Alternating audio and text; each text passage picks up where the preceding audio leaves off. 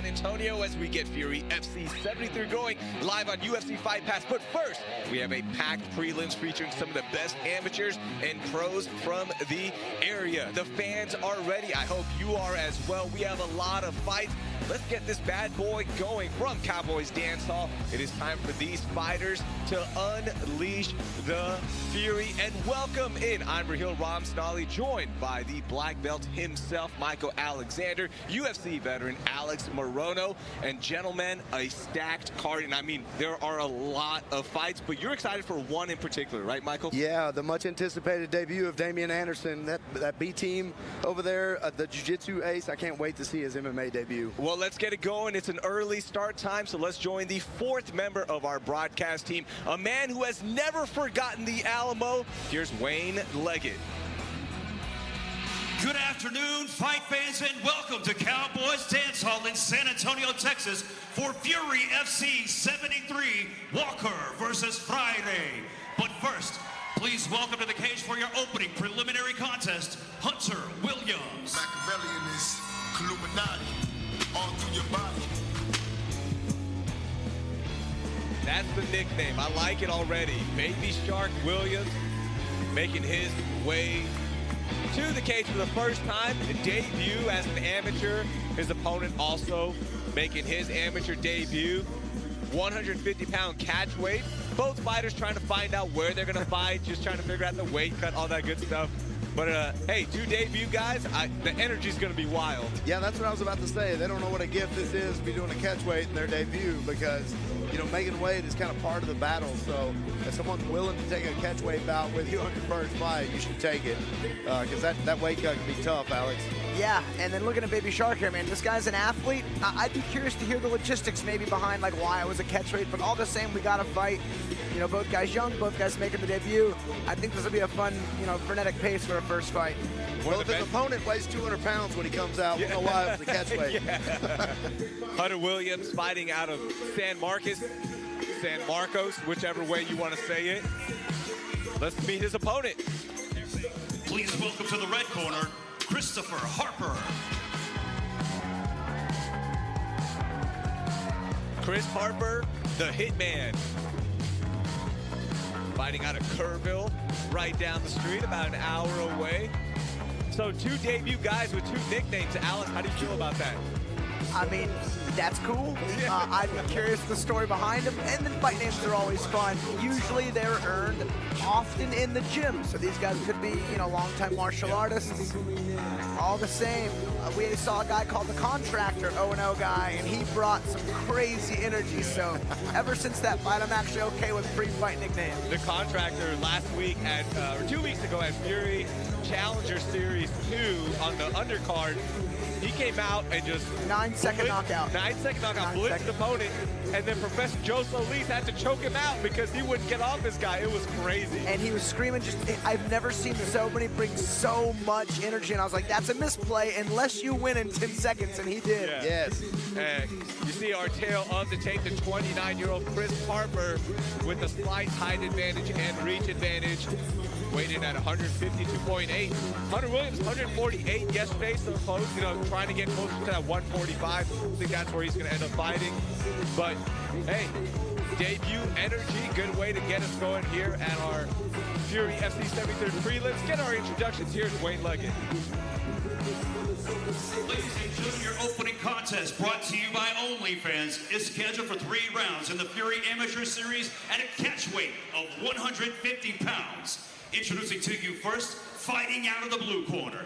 This mixed martial artist is 5 feet 10 inches tall, and he weighed in at 148.6 pounds. Fighting out of San Marcos, Texas. Today he makes his amateur debut. This is Hunter Z. Williams. And introducing his opponent across the cage, fighting out of the red corner. This freestyle fighter stands 5 feet 11 inches tall, and he weighed in officially at 152.8 pounds. Fighting out of Kerrville, Texas. Today, he too makes his amateur debut. This is Christopher Harper. Your referee in charge of the action, Jake Montalvo.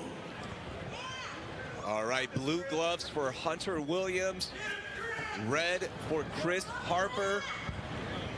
AME debuts for both fighters. Let's get this thing going. Oh, man, big right to start from Harper. Yeah, both guys come out and land pretty heavy right off the bat. They sure did. It almost looked like they had a gentleman's agreement before they came in there.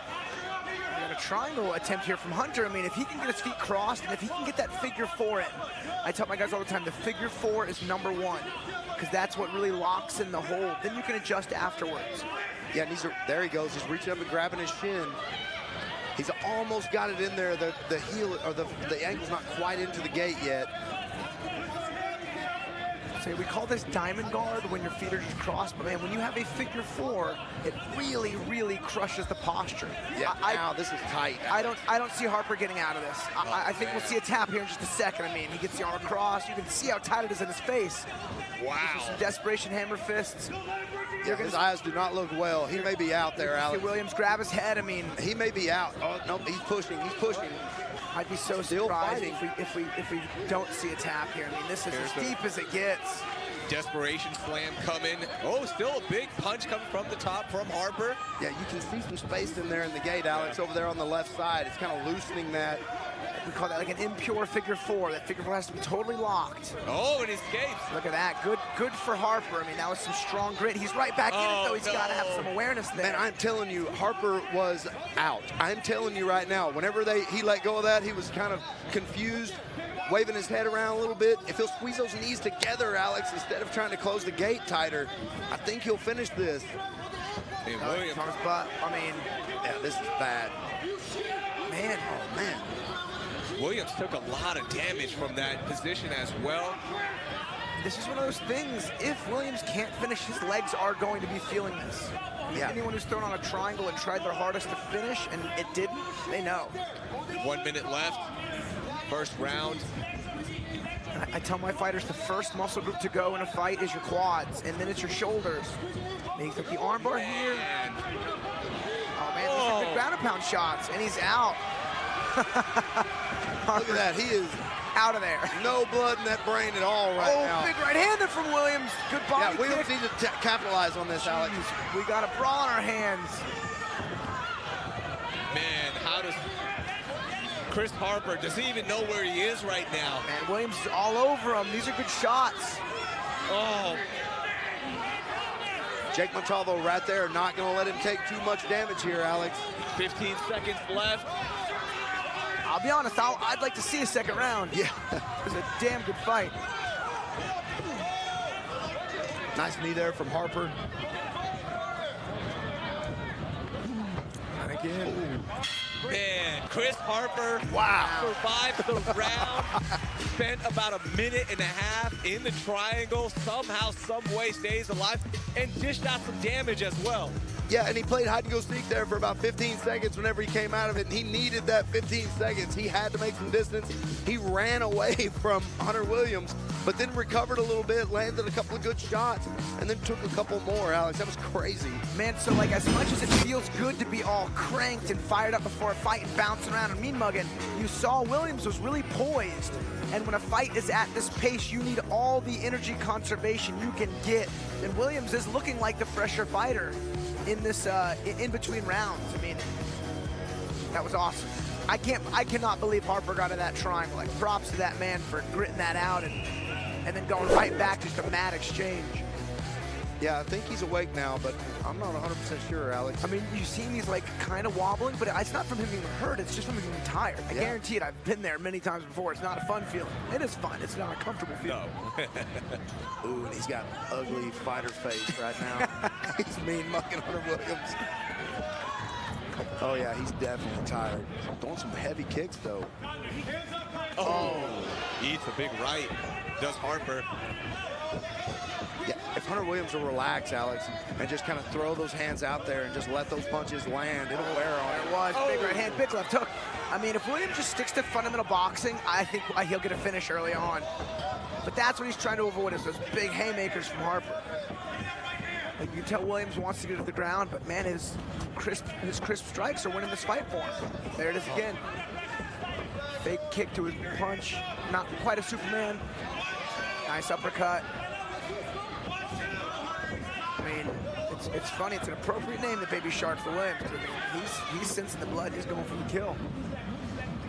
Yeah, and you can see, Alex, there's a few little, we've talked about this before, a few little technical fixes there. This fight is over, and we're on to the next one. Oh, that's a big knee. I mean, you saw the reaction from Harper. He didn't like any bit of that. We're under the chin on the standing guillotine. Chance for a tap here for Williams. I mean, Harper's got to spin. He's got to spin now to his back, or else he's going to go out. Yeah, those feet are off the ground. Now he is cranking hard right now, and somehow Harper stays alive in this fight once again. Still hasn't escaped trouble yet. Yeah, I'd say the guillotine's going to be a tap, but I was wrong on the triangle, so, wow. I mean, you're going to have to kill Harper to get him out of there. Love seeing that grit. First fight as an amateur for both Harper and Williams. Yeah, this is going to be a great learning experience for both guys, no matter who wins this fight. I think Williams needs to, I mean, if he wants to commit to the guillotine, jump guard. But if not, and what's better, snap him down to bottom front headlock and then look for a back take or look to hit the front choke. But just a hard sprawl. I mean, if Williams can hit like a snap down and a sprawl, go top front headlock, and right there, he's got to really commit to it a bit more. Harper doing a good job, though, making sure he doesn't pull. He's keeping those hands, those palms on the hips, just to make sure he can't close that distance there. Under 45 seconds to work with for Williams. Can he get the tap? Can he get a finish here in round two? So close already in round one. So the choking arm's not quite under the neck anymore. Removes it now. I feel like Williams is just trying to torture him now. Just trying to push his head into his midsection.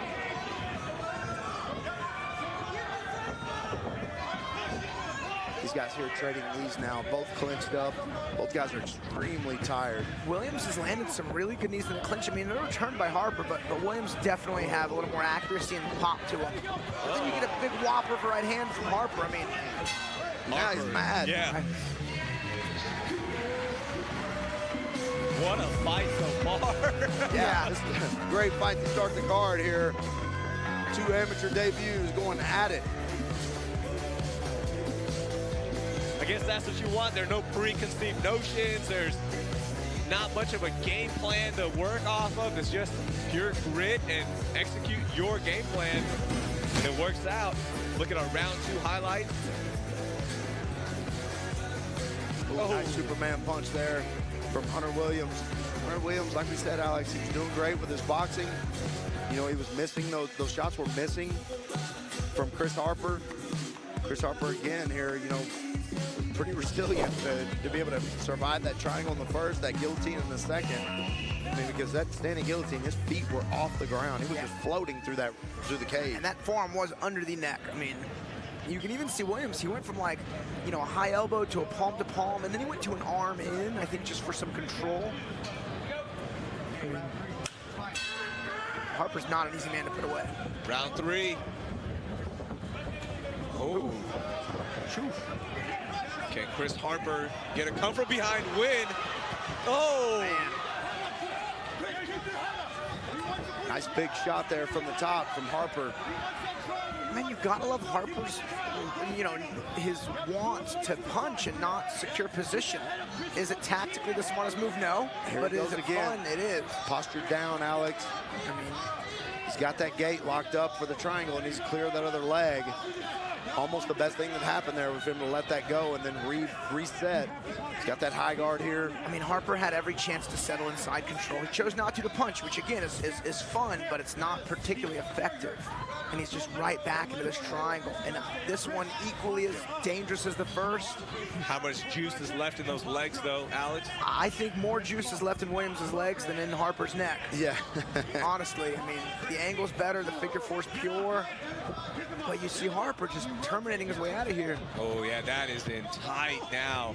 And he sets this Hey, back. there it is. Go. There's Oh, the man. tap. Congratulations to Williams on really, really earning that tap-out triangle Wow. victory. That was a good fight. That was a great fight. That's a good introduction to MMA for Williams. That was not easy. He knows exactly like what it takes to become victorious in the cage. I mean, it's not, it's anything but easy. Good for that young 23-year-old martial artist. Man, what a way to get us going on the prelims for Fury FC 73. Hunter Williams gets the tap in round 3. Let's take a look at the highlights. Harper came out, guns ablaze. Yeah, kind of landed a shin kick to the back. And then again, we got back in the same position that was kind of mimicked the first round. Once he got here, he was bent over, Alex. He just couldn't breathe anymore. Yeah. That triangle was very tight. A furious tap there from Chris Harper. It was time for him to go. He did a great job in the first and second round, but probably lost both those rounds 10-8, if I had to guess.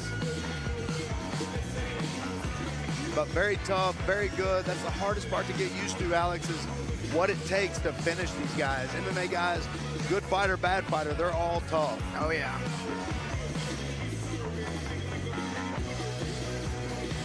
All right, let's go inside to Wayne Leggett. Make this thing official. Here he is. Ladies and gentlemen, the end comes 1 minute, 11 seconds into the third and final round. Declaring a winner by tap out due to a triangle, Hunter C. Williams. Wow. Fantastic first fight. That was excellent. Yes. So just to set the rest of the schedule, we have 10 more amateur fights, 2 pro fights for our undercard. We hope to get through all of them, so let's get it going. Here's our next fighter. Please welcome to the blue corner, Isaiah De La Garza.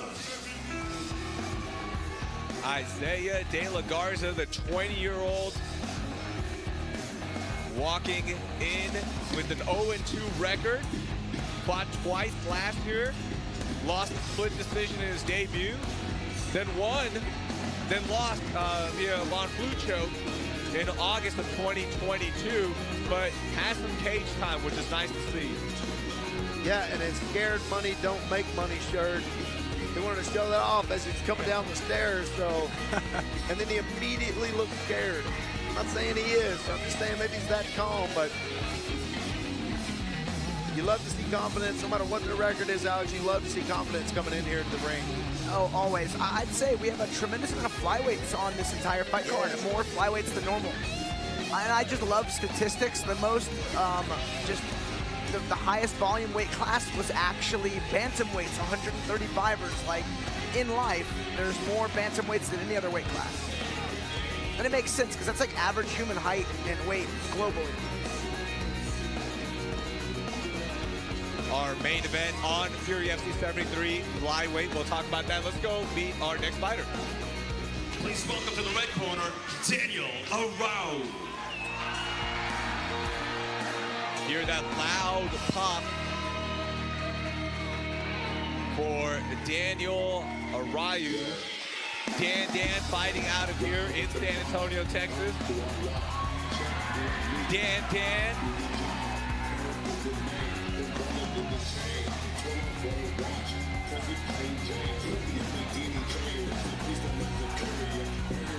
Making his debut. I'm gonna go start a fight with Pete Spratt wearing that 49ers jersey. I'm kidding, don't tell him I said that. It is Championship Sunday in the NFL as well. Niners taking on the Eagles. Bengals taking on the Chiefs.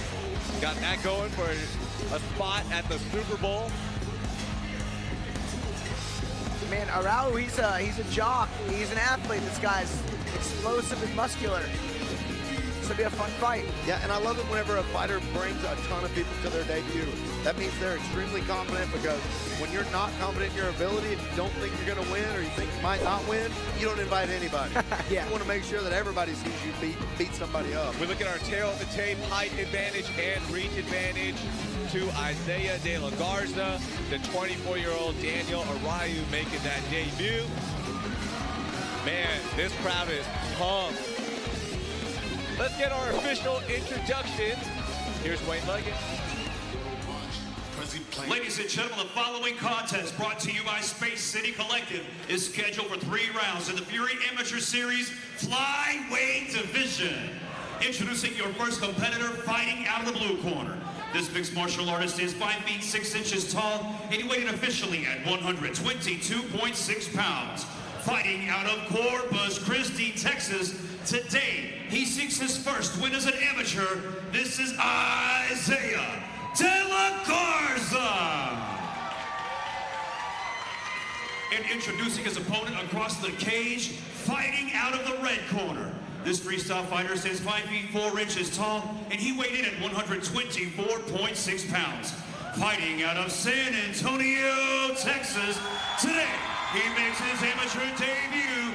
This is Daniel Arayu.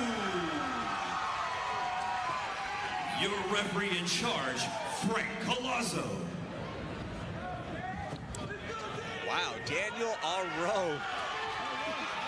Yeah, maybe they should put him later in the card. I have a feeling half the people in this building might leave after this fight.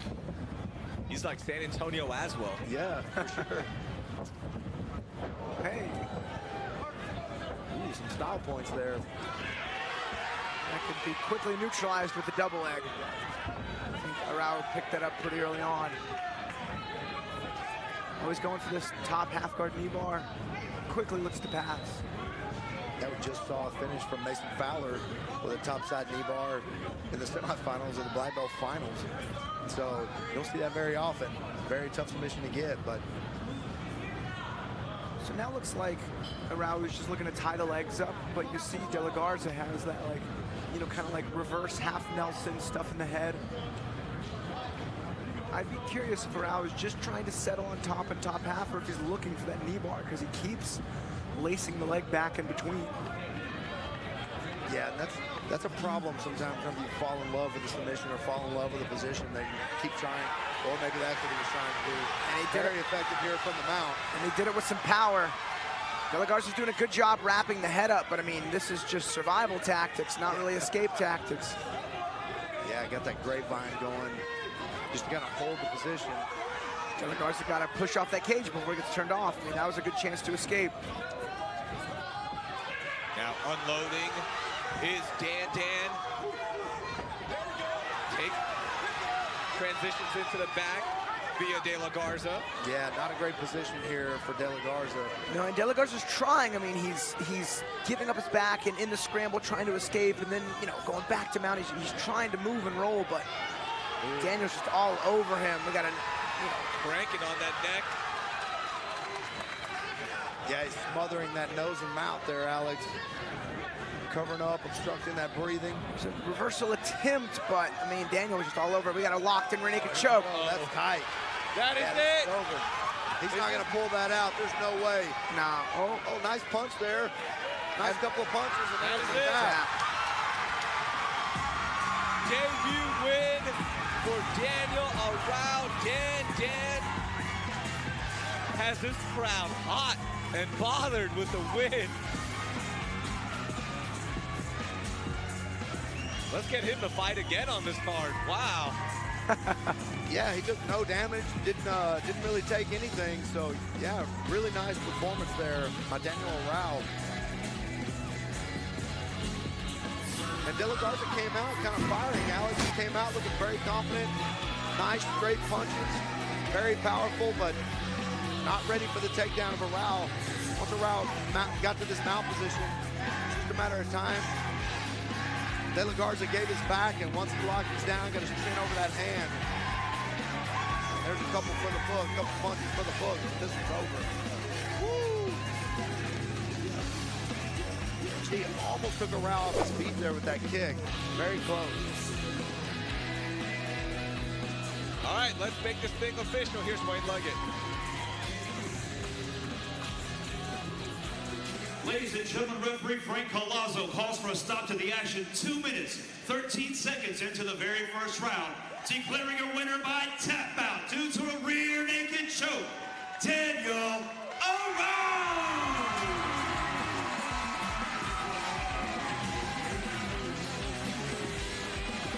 All right, 2 fights, 2 taps. I like the way we're going. Good energy in the building. Let's go meet our next fighter. Here is Wayne, and just Wayne getting his ties in. Here's Wayne for our next fighter. Please welcome to the blue corner, Canales. Deanna, Canales. We head to our women's strawweight division. Deanna making her debut. Training out of Castano BJJ with her hometown of Uvalde. Highly anticipated debut. Yeah, Deanna Canales, got a lot of fans here tonight. Always good to see San Antonio, man. These guys bring the fans.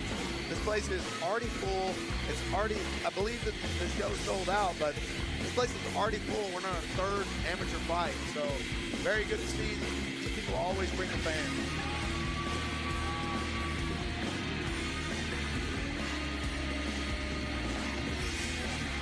Love seeing the women compete in the strawweight division. If you are a fighter out there, Rich and Eric are always looking for women to step up, get their records going, get their careers going, up their records, make your one-day professional debut. Because there is a huge void right now. If you have the talent, you have the will, right now's the time to get into it. So good to see Deanna taking that first step with her debut. Let's meet her opponent. Red corner, Delgado.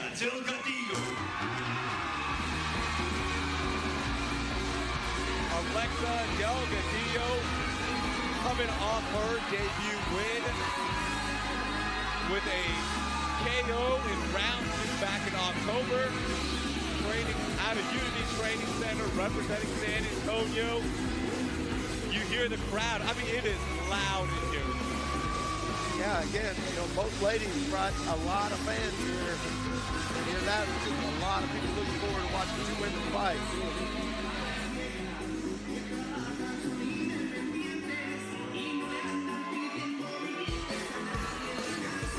Yeah, what you were talking about, Raheel, women fighters, I mean, it's the easiest road to the UFC right now. Is if you are a game woman, female fighter, I suggest you get in there and you start making a name for yourself. Talk a lot, have great interviews, have great fights, have great knockouts, have great finishes. And that's exactly what I expect from one of these ladies here today. Man, this crowd is hot. I love it. Let's get our official introductions. Here's Wade. Ladies and gentlemen, the following contest, brought to you by SheathUnderwear.com, is scheduled for 3 rounds in the Fury Amateur Series Strawweight Division. Introducing to you first, fighting out of the blue corner. This mixed martial artist is 5 feet 3 inches tall, and she weighed in officially at 113.8 pounds. Fighting out of Uvalde, Texas, today she makes her amateur debut. This is Deanna Canales. And introducing her opponent across the cage, fighting out of the red corner. This freestyle fighter stands 5 feet 2 inches tall, and she weighed in at 115.4 pounds. Fighting out of San Antonio, Texas, she holds an amateur record of 1 win, no losses. This is La Patrona, Alexia Delgado. Your referee in charge, Jake Montalvo. All right, we should move them to the main event. This is awesome. What a wait. Third fight of the night on our undercard.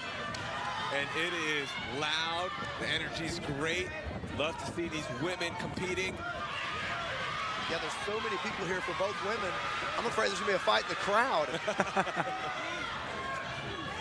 By the way, Canales with the blue gloves, Delgado with the red. Delgado has her hands connected. She's going to scoop the hips off the ground and finish this double edge.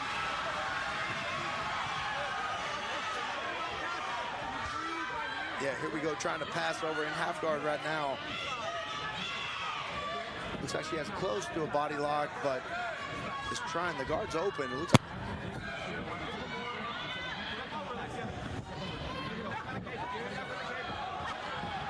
but you see Delgado's landing some pretty good ground strikes. She's staying active on top.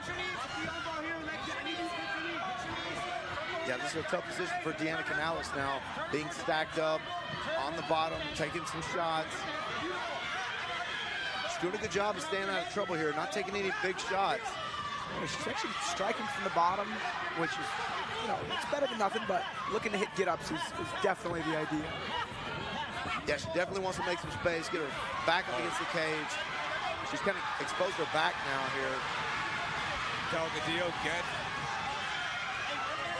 kind of in that side. In the full mount now, I mean. Yeah, this is not a good position. Canales in a bad spot. Oh, these are big shots. It's just going to be enough. I mean, these are good shots. These shots are landing. Montalva's about to step in there. I mean, that's 4 or 5, 6 right hands. Delgado needs to listen to her coach. They're saying to finish. I think she can finish here, especially now. Stay postured up and keep hitting. You see some blood coming out of the face of Canales. Oh, big shots landing. I mean, she needs to invest in this. I mean, she might as well go for it. She needs to keep her chest up and keep striking. Big shots. I mean, good right hand. Man. Ooh, Canales almost had her. That's what she needs, is those right hands. That's There's it. the stoppage. That's it. No defense made from the bottom. Alexia Delgado gets her second win with that beautiful ground and pound. I mean, yeah, she made it work. She got that finish. She earned it too, because I mean, if she didn't get the finish, that'd have been a lot of energy spent. And props to Canales. You know, the ref stopped it. She was like, oh no, you know, I was okay, but she was stuck in down, getting hit with quite a few right hands. Woo. She got the warrior spirit, but and you can see it on her nose, Alex. And she may have broken her nose, but you know that she's pretty busted up, and so good stoppage there by Jake Montalvo. I mean, I know that as a fighter you want to keep fighting, but that was a good stoppage. You see her holding the head, landing some big shots here, making sure that she couldn't pivot that head as a shock absorber. That she was kind of holding her still, making sure those. Yeah, that was a good stoppage. Those were great strikes. That was a hellacious pace there from Delgado. Congratulations to her, going 2-0 now with two TKO wins. Yeah. That's big. That's what you're talking about, Mike. Yeah, and you know, 3, 4, 5 of those, and you're right in the conversation. Here's Wayne for our official. Ladies and gentlemen, referee Jake Montalvo calls for a stop to the action. 2 minutes, 33 seconds into the very first round, declaring her winner by TKO, La Patrona, Alexia Delgado. And congratulations to her.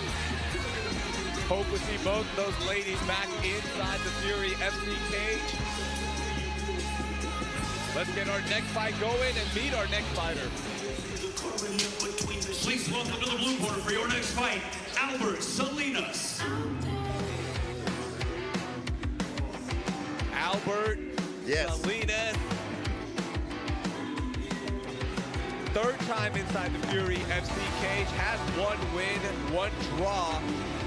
Got his first win at Fury FC 70 on the undercard against Roy Gonzalez back in October. Both of his fights went the distance. Has a lot of cage time for a guy heading into his 3rd fight. Yeah, headed into his 3rd fight. You know, anytime you go the distance in both of the first ones, it's good learning experience. But listen, you know, eventually that 3rd, 4th, 5th fight, you got to start applying some of those principles that you've learned that either made you win or lose. You know, doubling down on those things that made you win, improving on those things that made you lose, and you know, kind of see where you stand within the ranks of the amateur division first. You can start making that decision when you're going to go to the next level. Let's meet his opponent. Please welcome to the red corner, Martinez. Martinez.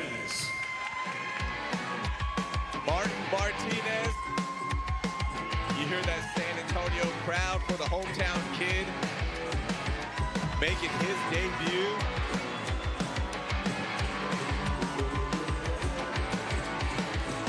you guys, it's always a good sign. I just looked over and I see a fair amount of blood on the table here next to me. Oh, nice. That's fun. Yeah, blood on the table, blood on the phone. So Fury's got 2 cages. They have this cage with no apron and the cage with the apron that's a little bit bigger. And I actually like this slightly smaller cage because we like literally get to sit, and I mean cage side. Yeah. Even that last TKO was 2 feet from us. I mean, it's interesting to see these fights that close. Yeah, we're so close we could almost referee these fights also if we needed to. So watch out, Jake. Frank Claus in the cage. Jake Montalvo just repped the last one. He's one of the best refs I've ever met. Yeah, he had this dynamite performance recently with Matt Schnell. Gave him a chance to recover. I mean, it was awesome. Look at that blood right there on our nose. We had some next to Alex's mic. Alex, stop licking that blood off the table. I'm going to send the dry cleaning bill to the ladies. All right, let's go to Wayne for our official introduction. Ladies and gentlemen, your next fight, brought to you by Howler Head Whiskey, is scheduled for 3 rounds in the Fury Amateur Series Bantamweight Division. Introducing first, fighting out of the blue corner. This freestyle fighter stands 5 feet 10 inches tall, and he weighed in at 134.4 pounds. Fighting out of West Laco, Texas, he holds an amateur record of 1 win, no losses, 1 draw. This is Albert Salinas. And introducing his opponent, fighting out of the red corner. This mixed martial artist is 5 feet 7 inches tall, and he weighed in officially at 133.6 pounds. Fighting out of San Antonio, Texas. Today, he makes his amateur debut. This is Martinez.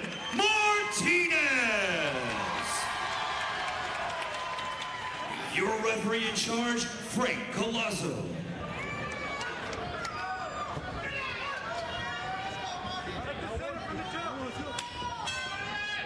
Three fights, 3 finishes. Can we get the streak going to 4? Salinas in the blue ones, and the blue gloves, Martinez in the red. Nice little flurry to start for Martinez. Martinez sitting down hard on these punches. Yeah, and it looks like Martinez's strategy was let's go in and work the body first. He's throwing body shot after body shot, Alex. Albert Salinas in his first fight displayed a lot of good counter punching against Taylor Andrews. Can he implement that with this aggressive Martinez? Ooh. Martinez really working the body. Yeah, it looks like Martinez wants to work that body to make sure those elbows stay in to keep that long reach of Salinas from touching him. So that was another good left hook. He's hitting the body hard. Oh yeah, he's aiming for that liver too. And in the body shots in the 4-ounce gloves, it's a smaller surface area, same impact, and man, it's worse. It's worse than a 10-ounce, worse than a 16-ounce. It feels different, like you're getting hit with a rock. Yeah, and for anyone at home who's never put a 4-ounce glove on your hand and punched something with it, I mean, it doesn't, if you think it protects you, protects your head or your hands, it still hurts whenever it hits you, I promise. Martinez just crossed the 30-year-old mark, into his 30s now, making his debut. Salinas looking to close the distance, and he's been unsuccessful 2 times now. I don't blame him because Martinez is just using his boxing, hitting him at all levels.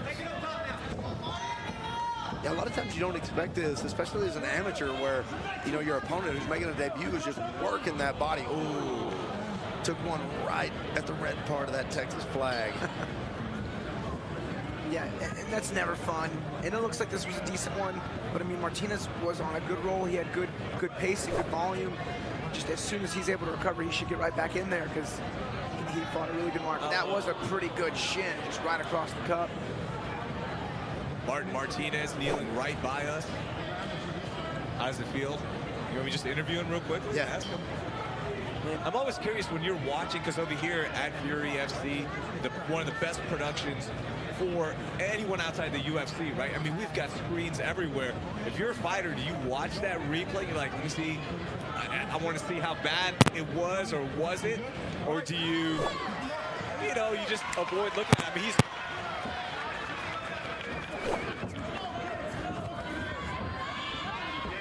Martinez, like it sucks getting hit low, but like a good left hook. But now these guys are just throwing down. And to be fair, Salinas needs to change the pace of this fight. And Martinez found a good rhythm. Oh, man.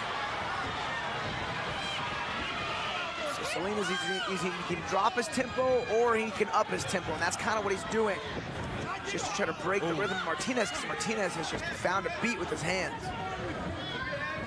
Yeah, and I wonder if that's something that they saw scouting Salinas, that, you know, he defends high, or what exactly what it was, but they are capitalizing on the fact that height advantage for Salinas. Man, he looks like Rocky out there working on that beef, slab of beef, just pounding away. Oh, big right hook. So there was a left hook there from Salinas, and that's what allowed him to hit that double leg. You saw him shoot a couple times earlier in the round, and, you know, to no finish.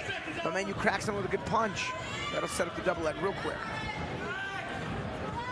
Man, good start to this fight. Oh, nice shots there from Salinas right there to end the round. I mean, I was saying that's a Martinez round through and through, but I mean, Salinas finished as strong as he could have. You know, stunned him, took him down, and landed some good ground and pound. It may have been the neutralizer he needed to win that first. Look at our round one highlights. Just tenderizing the body was Martinez. Yeah, started the round out, body, head, just over and over and over, and then saw how effective those body shots were. You see Salinas landing a couple of big shots there, and then here's the end right here. Lands a couple with those long arms, makes some space there, and then got in for the takedown and finished on top with a couple of big punches there. So, you know, what's more valuable? A big left hook that rocks your opponent, or, you know, 10, 15 body shots? That's, you know, up to the judges to decide. Honestly, I think head damage is superior. Yeah, and if any of these ever go to decision, we'll kind of see how the judges are scoring tonight, but so far, nothing doing.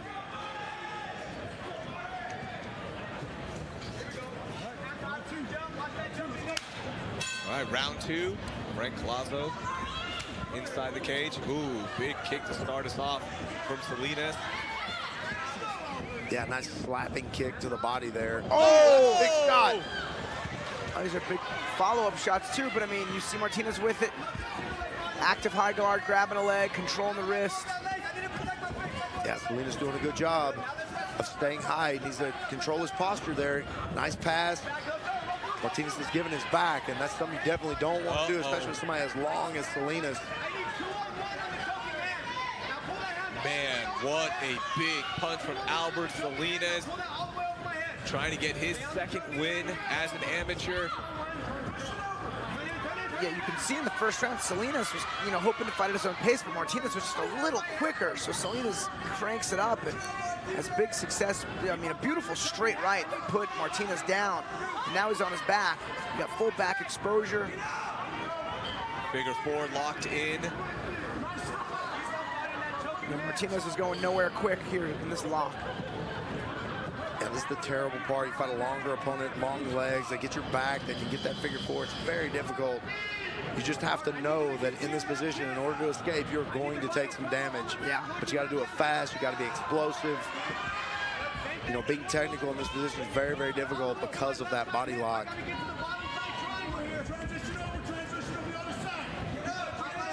And it takes so long to get out of here. Even when there's no strikes, if you're just in jiu-jitsu, you know, this escape is not something that happens very fast, especially whenever their weight is laying on top of you. You know, you got to get to your side, you got to get over and kind of hope to spin around really quick and then end up on top.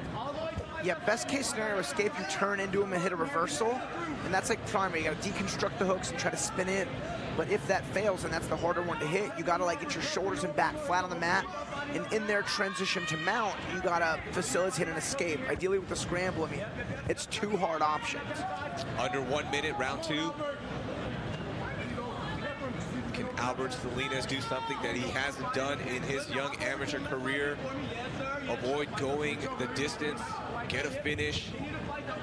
I mean, not from a lack of trying. He put him down with the right hand, was on his back with the quickness.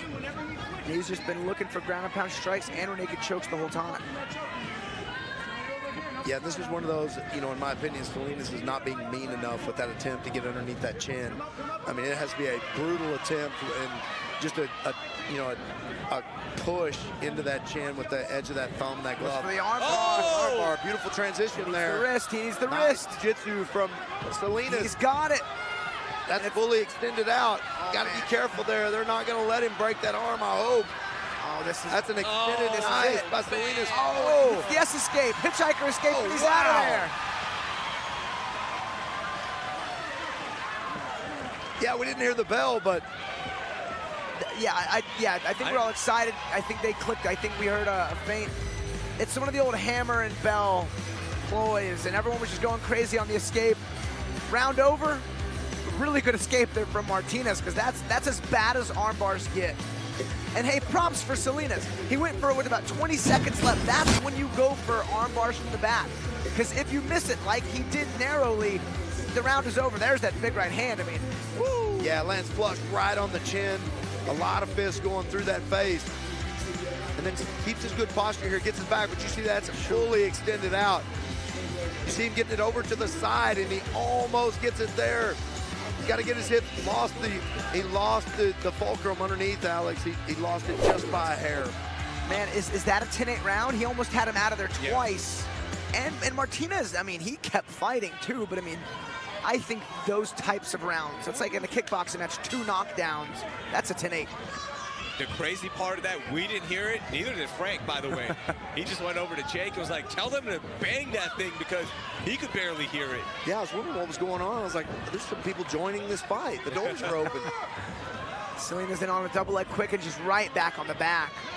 Undoubtedly, that's what his coaches told him. Let's get this right back to that position as early as possible and give us some time to finish this.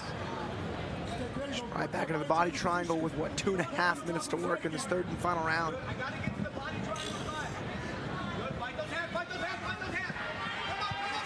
Trying to transition. That's the reversal. Yep. That's what we talked about earlier, Alex. Now let's see what his top game is like. Probably a little bit tired. Got to be careful punching from the guard there. Got those long legs of Salinas. You got to be careful with that up kick from there also.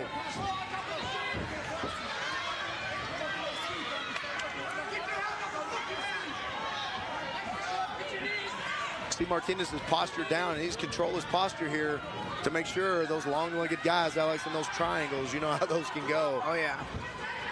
He's got it right they there. Jump up there very quick. Nice. Very nice. Slide by pass. That was good. Really good groundwork so far for Martinez in round 3, excuse me.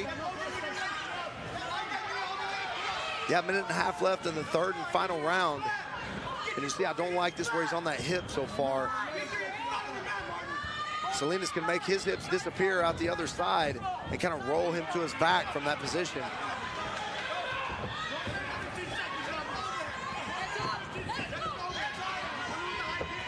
Oh, pushing the action here. Man, Martinez's coach, they were saying, set up the overhand, set up the overhand. And man, he set it up and threw it and landed it really well. Oh, big punches there from Salinas. Salinas found a beat on that right hand. Oh, he needs to separate himself, make some space here. Yeah, he was having such success with those ranged strikes. Oh, he's there he on goes him again. Albert Salinas.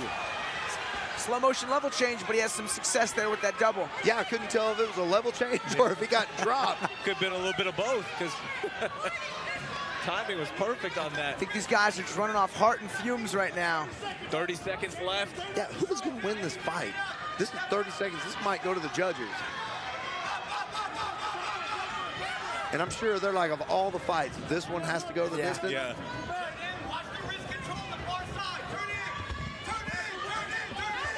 Salinas looking at the clock here. He has to see there's only 15 seconds. He needs to just end with a flurry to make there no doubt in this third round. I think Salinas takes rounds 2 and 3 pretty handily. He was on his back, hurt him with some punches, finishes strong and mount with some good ground and pound. Yeah, very nice. Good fight from these guys. Oh, wow. Albert Salinas did everything he could to try to get a finish, but we go to the judges' scorecard, and that's not a knock to Salinas. That was a tough fight against Martinez. Look at a round 3 highlight. Yeah, here we go. Early takedown from Salinas. Big overhand right there, just as the coach instructed. Salinas starts to connect here. and then clinches right here up against the cage. He landed 3 shots out of 4. Watch, we'll see that level change. We missed it, but yeah, that was good. Good fight from those guys. Man, it was so weird because Martinez started out the fight in round 1 just wailing on the body, and he abandoned it kind of as the fight went along. He abandoned that strategy, and he was landing well. I think it's because Salinas picked up on just the pacing difference, and you could tell Salinas cranked it up in round 2, hurt him with that right hand, and then never looked back. All right, let's see how the judges scored this. Here's Wayne Leggett with the official decision. Ladies and gentlemen, after 3 rounds of combat, we go to the judges' scorecards for a decision. Brought to you by the Fury Unleashed podcast, available on Apple, Spotify, and YouTube. With scores of 29, 28, 30, 27, and 30, 27, your winner by unanimous decision, Albert Salinas. Congratulations to Albert Salinas. Second win in his young amateur career.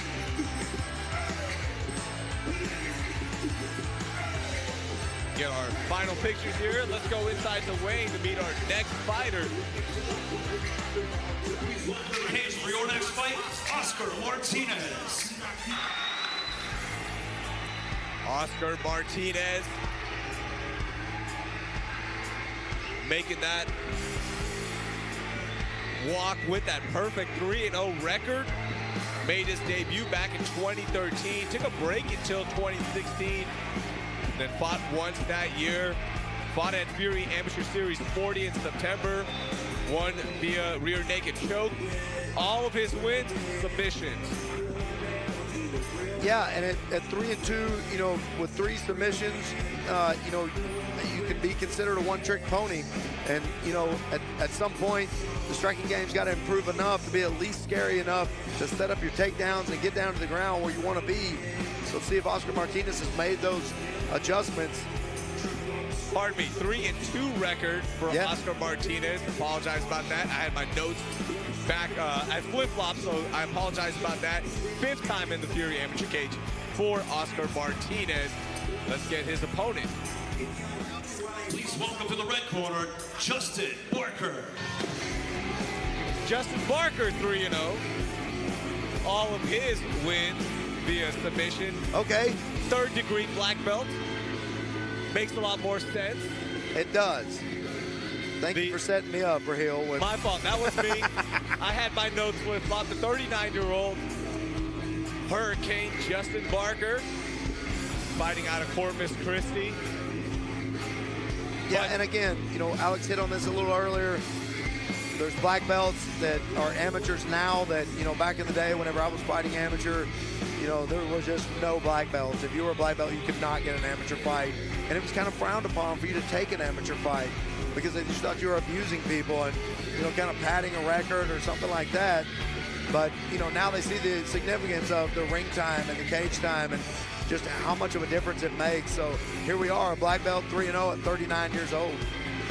Look at our tail of the tape. The height advantage and the reach advantage goes to Justin Barker. Both guys did make weight for this lightweight bout. Let's get our official introductions. Here is Wayne Leggett. Ladies and gentlemen, the following contest brought to you by OnlyFans is scheduled for 3 rounds in the Fury Amateur Series lightweight division. Introducing to you first, fighting out of the blue corner. This mixed martial artist stands 5 feet 9 inches tall, and he weighed in at a perfect 155 pounds. Fighting out of San Antonio, Texas, he holds an amateur record of 3 wins, 2 losses. This is Oscar Martinez. And introducing his opponent across the cage, fighting out of the red corner. This freestyle fighter stands 5 feet 11 inches tall, and he too weighed in at a perfect 155 pounds. Fighting out of Corpus Christi, Texas, he holds a perfect amateur record of 3 wins, no losses. This is Hurricane Justin Barker. Your referee in charge, Jake Montalvo. Justin Barker, red gloves. blue for Oscar Martinez. Jake Montalvo inside. Oh, big right to open up for Barker. Yeah, Barker's a big 55er too, especially for an amateur. He's got this guillotine, switches it off to a double, but Martinez gets double underhooks quick. Doesn't matter. Takedown. Just right up to the mount. Barker's big man in him right now with good technique. That's a dangerous combo. And that is grown man strength right now from the 39-year-old, third-degree black belt. 3 wins, 3 taps for Justin Barker. Did come in like a hurricane. That nickname definitely fits the bill. Yeah, the right hand he opened the fight with was thunderous. Hey, real quick, guys, you know, Martinez was in the last fight. I told him I would mention this. I'm very sorry I didn't mention it during his fight, but the headband you saw him wearing said Draven. That's for his cousin, Draven Maldonado, that passed away on January 8th of pneumonia. He was 9 years old. Oh, so man. condolences to him. Family. And, you know, we wish him well. Hurricane Barker had that choke working.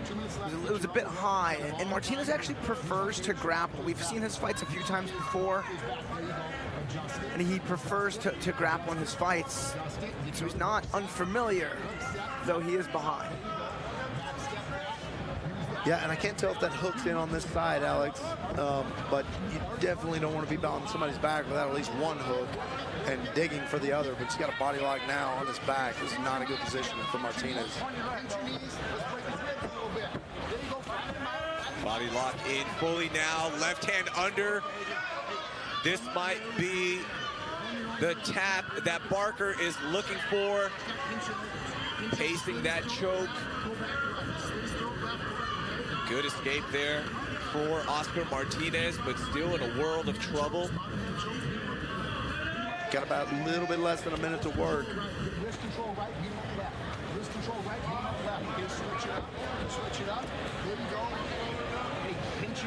Barker may be setting up a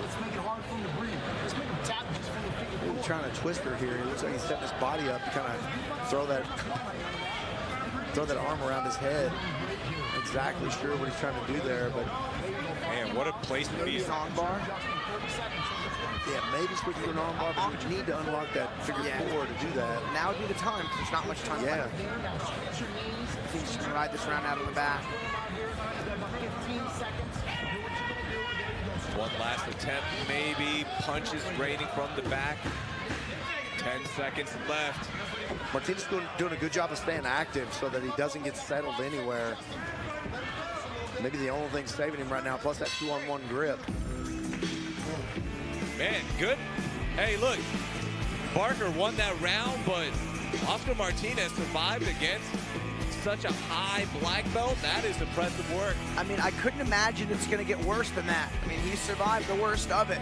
I mean, he ate a big punch. He got his back taken quick. He defended all the chokes when his opponent was most fresh and most powerful. Yeah, you see the big punch land right there off the bat, and then he just grabs the head, snapped him down to the ground, and then spent most of the round on his back, trying this rear naked choke. Had a somewhat of a rear naked choke, locked up a little bit, maybe smashed in the face a couple of times, but not able to finish it. Like I said, Martinez staying very active to try to make sure that Barker never got settled into one position, was able to get that rear naked choke finished. Man, let's give some props to Justin Barker. Those are some good-looking chops right there. Yeah, very Wolverine-ish. Yeah. Got to wonder how gassed out his arms are, Alex. I know he's a black belt. He probably does a good job of controlling that and managing that. Martinez landed a good little counter punch, but I mean, Barker's just on him so fast and with so much power. Right back to where we were in the first round.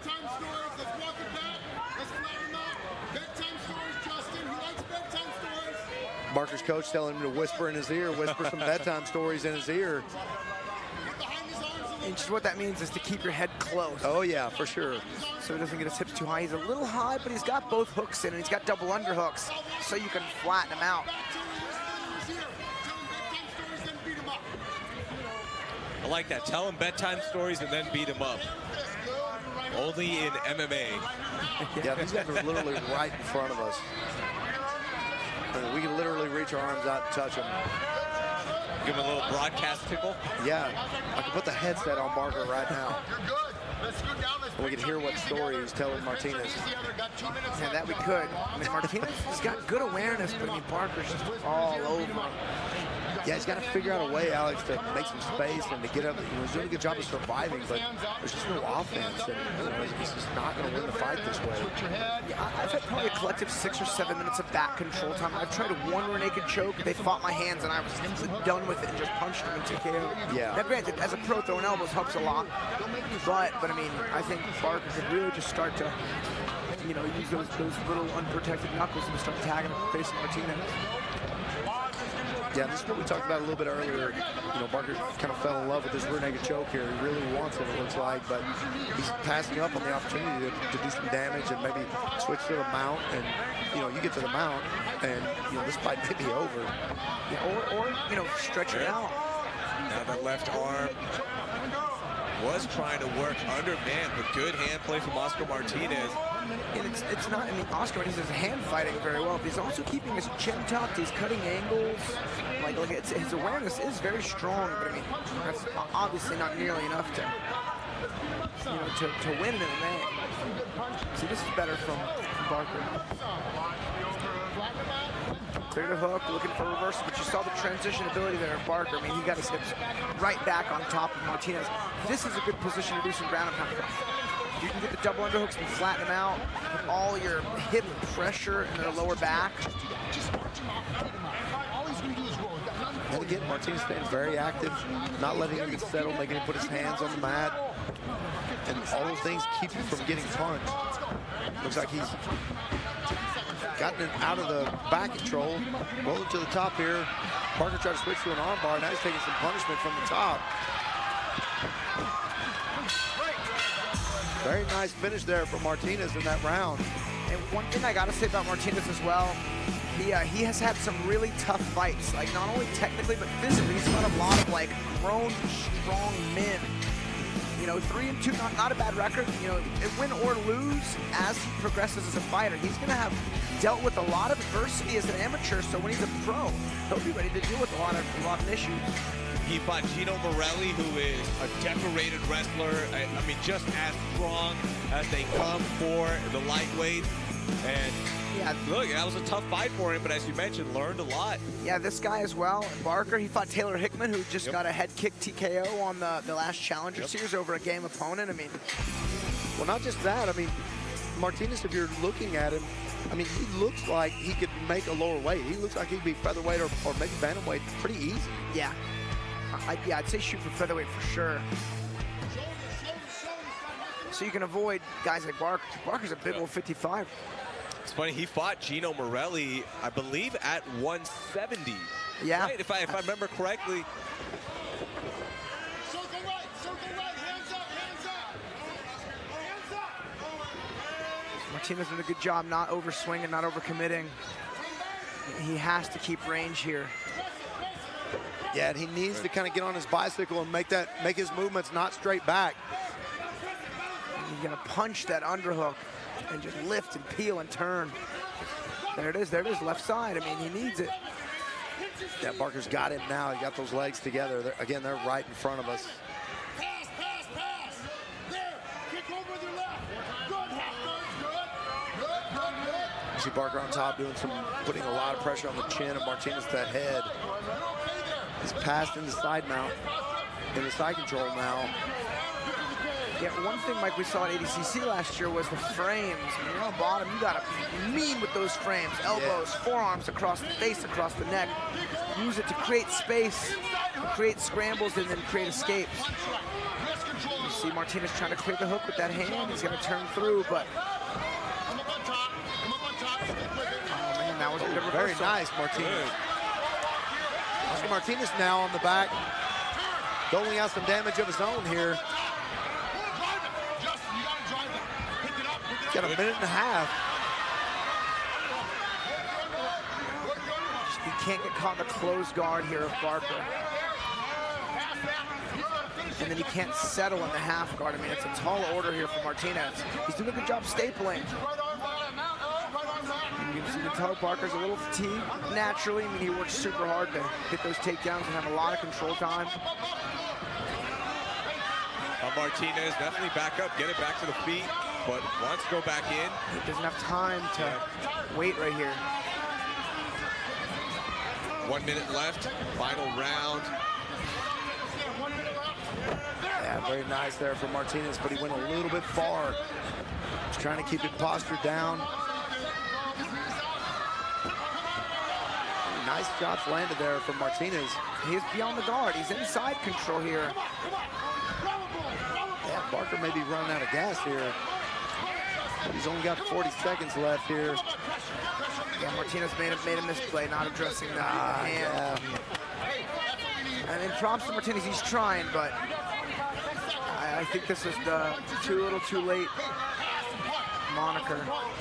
Yeah, man, he really needed to stay on top, and he had a shot. He was landing some good shots. You can see Barker's gas tank is not as full as it was for the first 2 rounds. Nothing will give you a second wind like a dominant position, and that's what we've seen here from Barker. I mean, he's tired, he's all over him. He's landed more ground strikes in this 3rd round than the last round. All right, so we will go to the scorecards and see how the judges not only score this fight, but kind of what they're watching out for tonight. Second time we go to the scorecard. I think that's a pretty clear 29-28 Barker. I mean, I think he won the first 2 rounds very handedly. Yeah, you see Barker here, once he gets those legs together, he gets those hands together behind the legs. He knew he was going to go down, but again, Martinez gets on top, landing some good shots. Made a few technical mistakes there, Alex, not addressing a few things on some transitions, and it cost him the position again to be on the bottom. Barker took advantage of it. He wasn't going to be able to punch him hard enough because he's tired to finish the fight, but finished the fight on top and might have won him the round, who knows. Either way, even if he didn't win that last round, I think he won the fight.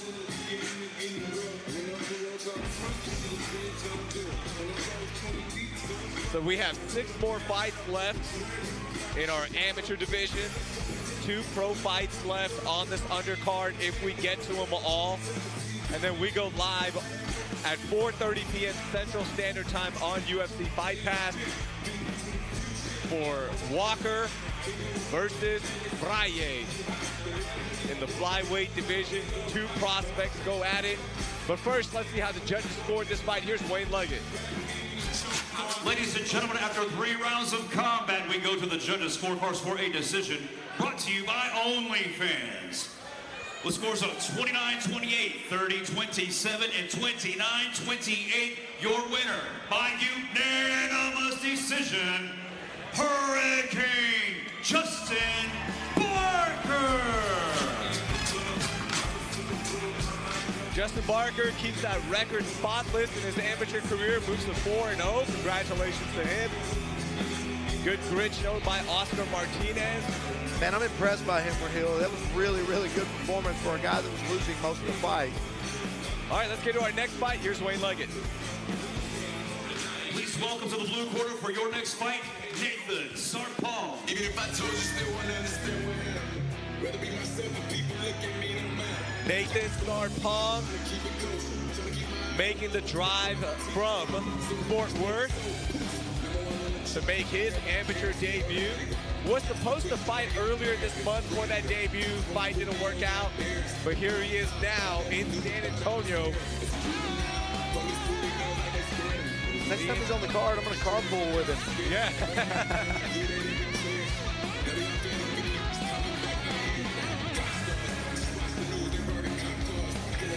And here we go, a debut, you know, a Fort Worth guy, so that's where I'm from.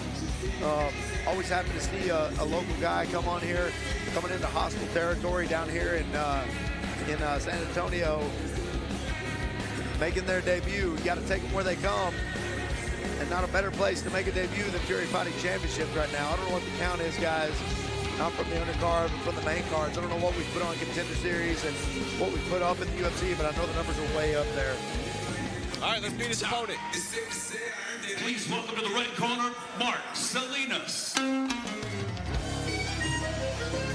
Mark Salinas, hometown of Rio Grande City, fighting out of Mission, Texas. Trains at Castro's Fight Pit. Won his debut fight back in October in round 2 with a TKO. Really good stand-up from what I was watching.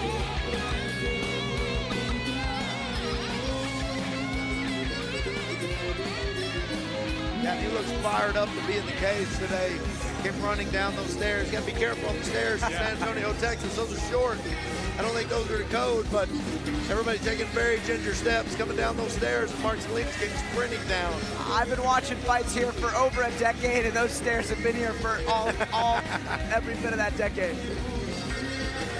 We look at our tail of the tape.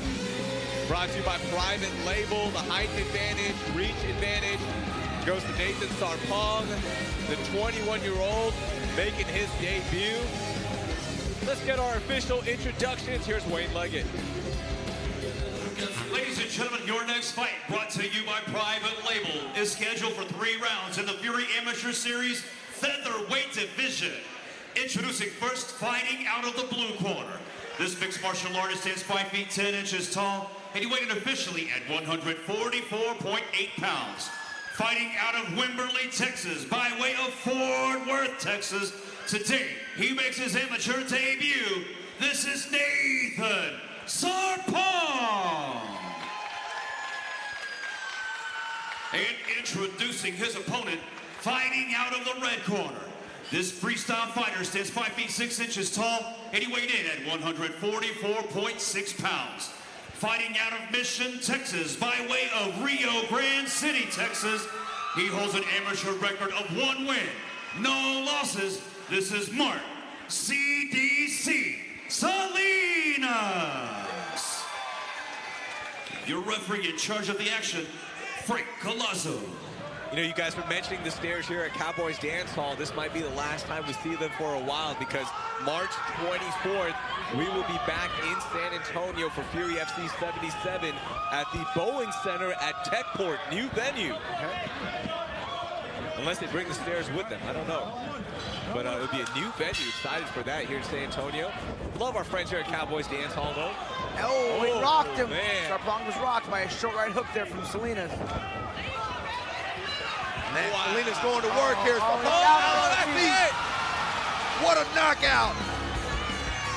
Mark Salinas! Have yourself a day! Yeah, he came into this fight with that 30-second knockout energy. I mean, he ran across the cage and started nuking right hands. Sarpong was exchanging with him, but Salinas just didn't let up.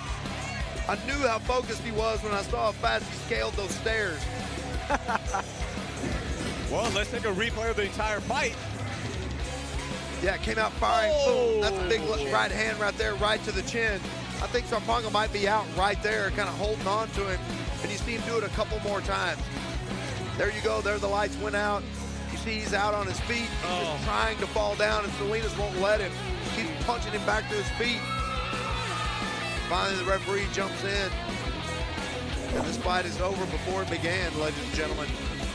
Beautiful performance by Mark Salinas.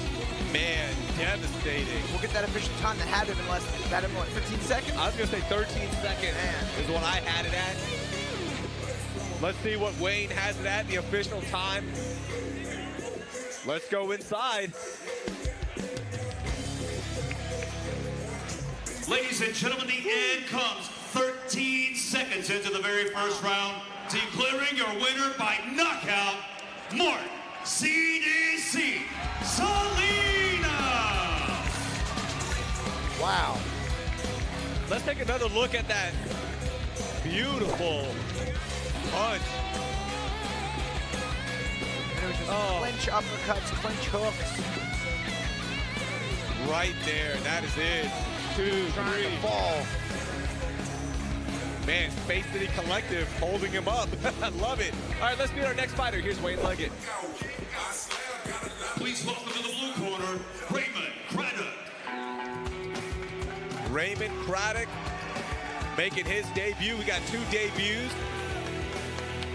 Light heavyweight debut. Love seeing that. Yeah, light heavyweights and heavyweights always like seeing their debuts because they go one of two ways, Alex. They're either really technical and really come out and really focus and stay, or they just come out throwing bombs and somebody's head lands in the first row. Oh yeah, that's a big man too, so it'll be a fun fight. The 37-year-old Raymond Craddock fighting out of Uvalde, Texas. Castano BJJ training out of there. Yeah, we have some middleweights on the main card, but other than that, these are the heaviest guys of the night. Tyler Smith, Zach Borrego, the middleweights on our main card. Let's meet his opponent real quick. Here's Wayne Leggett.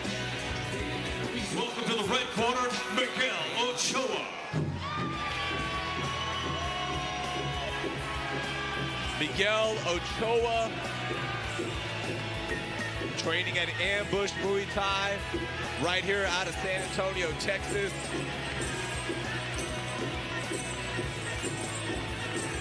Making his debut. Borrowed Alex Morono's jacket, I'm pretty sure. Yeah. Man, the Ambush Muay Thai guys are super legit. A very legitimate striking team. Yeah. Man, if I'm not, is that Dimitri Ivy? That is Dimitri Ivy in his corner. Unfortunately, Quintana's opponent had to back out, you know, a few weeks ago. I was really looking forward to that fight. Yeah, Dimitri Ivy was supposed to be on this as the main event. Anthony Ivy is on the card still. Taking on Austin Jones. Sorry, Michael. No, you're good. I was just going to say, Alex, for my money, the light heavyweights and the middleweights are the scariest weight classes because when you see these guys, you always wonder, how did they make 205? How did they make 185?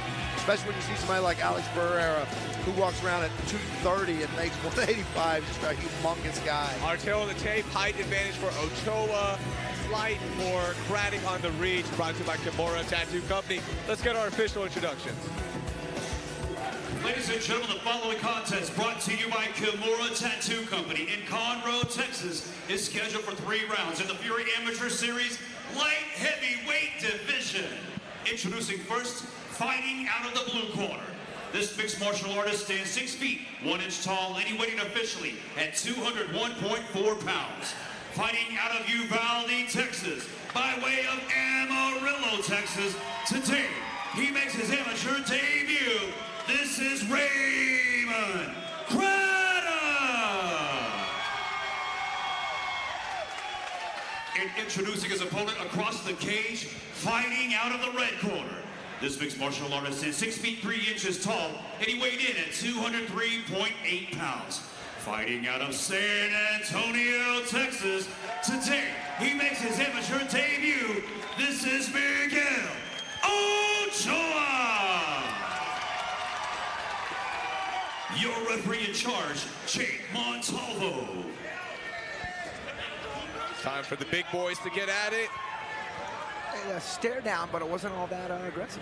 They've not switched their gaze. This fight is on. Man, nice aggressive start there from Ochoa. This guy's bombing. Craddock looking to close the distance.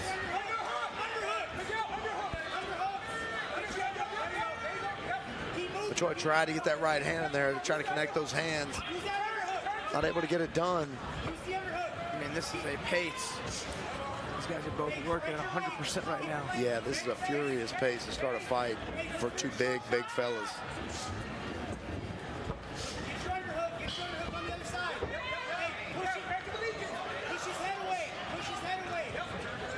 Yeah, and here you see this is just a fight from position right now. Ochoa's landing a couple of punches. Craddock's in a bad position here. Here you go with a big takedown right there. Right and put himself right into the mount, Alex.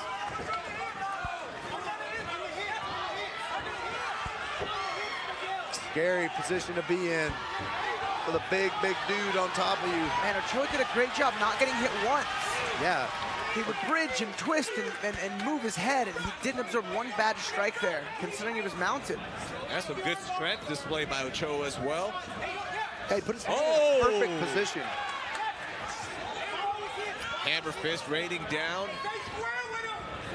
And Craddock just made Ochoa mad.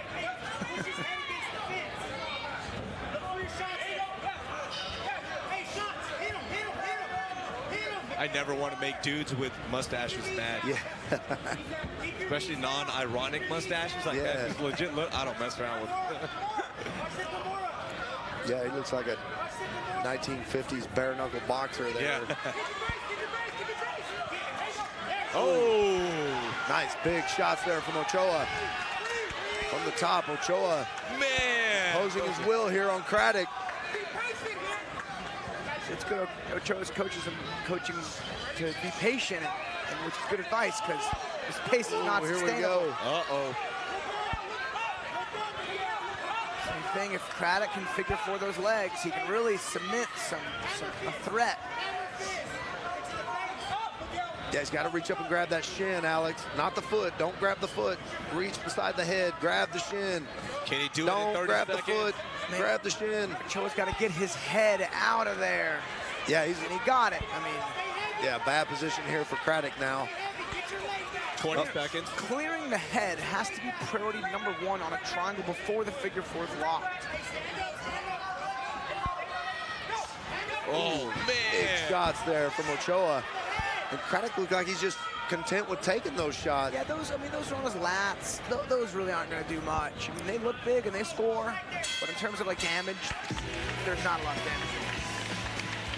But there was some fatigue there. That was a crazy pace.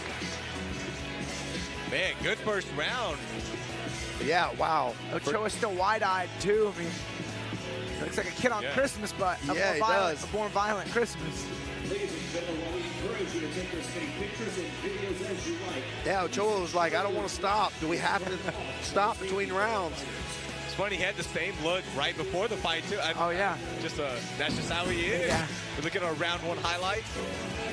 Nice little rear body lock dump right in the mount. And, you know, and he tried to hit him, but Ochoa had no part of it. Yeah, and it's crazy that Craddock has the reach advantage, actually, because it sure looked like Ochoa was the one reaching and able to land some punches from some positions that you shouldn't be able to. And the body language in the corner, Alex, you can tell definite difference. Ochoa looks very, very fresh. Craddock looking very, very spent right now. Yeah, I mean, that 3 minutes explosive wrestling. Ooh, nice body shot. Ooh. Man, Ochoa has the power in everything he throws. Woo! Ochoa could slow down and just focus on some accuracy, and he could land something big. But he's just swinging. Looks like a bar fight. And he's hitting him with his palms. He's hitting him with his fist. Oh, pick up. Man. Nice uppercut. He's got to keep his back off the cage, Ochoa. Yeah, he's still got some distance. Needs to keep that distance, but needs to turn off the cage. He had the distance there, Alex. He could have turned off and chose not to for some reason. Yeah, I think he's just overwhelmed with the fury, the pace of the fight. I mean, in intense situations, decision-making does not come easy. Yeah, and Craddock just trying. You see him in front of Mike Jackson over there. Mike Jackson afraid the cage is going to tump over on him. Craddock's on a single. Unless you're just a wrestling ace, this can be a dangerous spot to sit in on.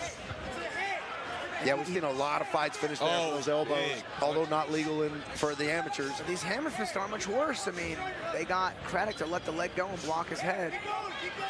It is just face meeting fist. No defense at all there.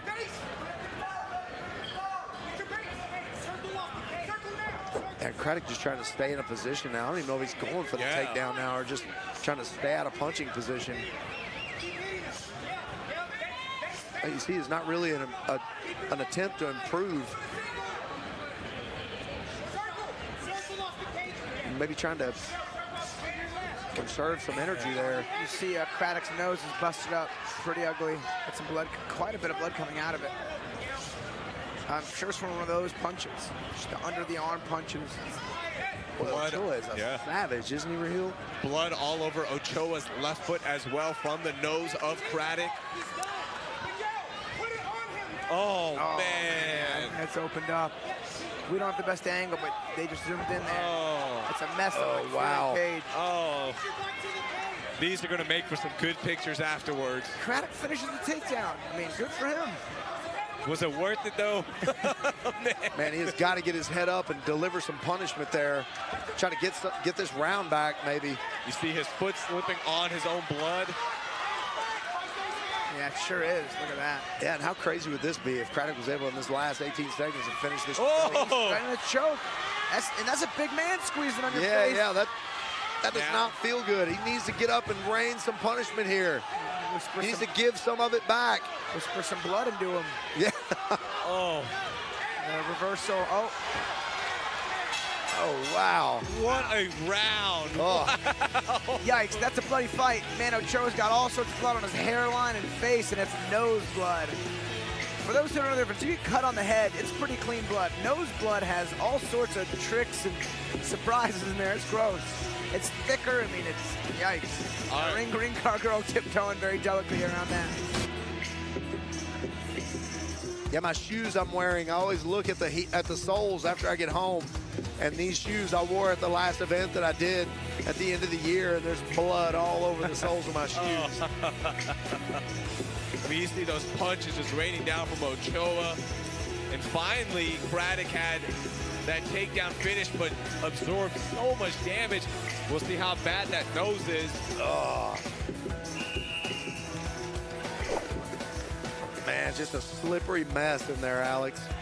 It's not a, I mean, I'm not, what do I know? I'm no doctor, but his nose doesn't look disfigured at all. It doesn't look too crooked or out of place. And so there's no, displacement, and it's not that swollen. Maybe he just got a nosebleed. I can confirm that, Alex. He does have a nosebleed. Yeah. Oh, man, he went right for the takedown there, and here we go again. Well, I think we'll see a finish here. This is going to be... I don't know how much juice Craddock has to mount an offense. Ochoa can wrist ride him, which he has, and just go to town with the left hands, even on the guard. Yeah, punch his hands. Give him some volume, and the ref will jump in there. Because, I mean, Craddock's fighting his heart out, but he's bleeding bad, and he's not in an offensive position. Oh, except he is now. Yeah. Man, and Ochoa just looks like he wants to punish. That's just what it looks like. He wasn't throwing punches from the top, but now he's in a vulnerable position here. Craddock, like you say, is a big dude. He's on his back, and if he gets that arm under the chin. I've seen a lot of bloody noses. I've seen a lot of broken noses, and that nose is bleeding like it's broken. Man, it's not going to feel good either way, but it might feel a little bit better if he can somehow get the win in round 3. And there's a good attempt on the back take, but he ultimately got reversed.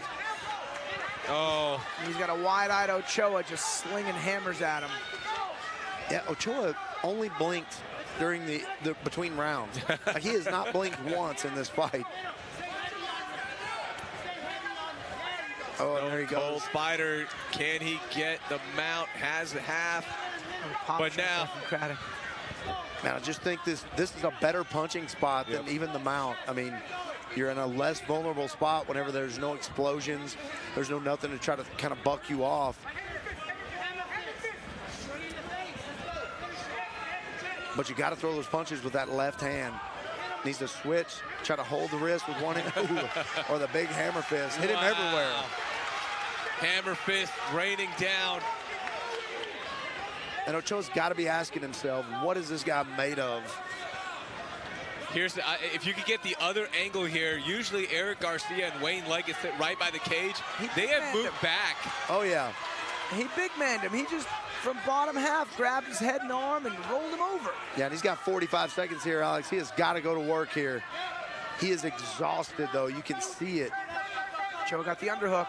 He's got the leg trap. We call that the takeover sweep at our gym. You see those empty seats right there by the head of Montalvo. That's where Eric Garcia and Wayne usually sit, but they don't want any blood. Man, big punches now. Ochoa wants to finish this fight. Craddock says no, sir. He's on a Kimura. Doesn't quite have a good, but he hits a little hip bump sweep. I mean, good for Craddock. He's got all the craftiest sweeps from bottom half. I just told Eric Garcia to take his seat back, and he said no way. Nope. Craddock's going to finish this round on top, but I don't think it's enough to win him this round or this fight. Man, That was a fun fight to watch. Wow. Look at this. Eric Garcia avoided the blood. I like it. Now making his way back. He's checking his suit, make sure he doesn't have anything on there. Take a look at round 3 highlights. Gosh, those punches are coming in with some power. Yeah, man, I want to, you know, the 205-pound class has got a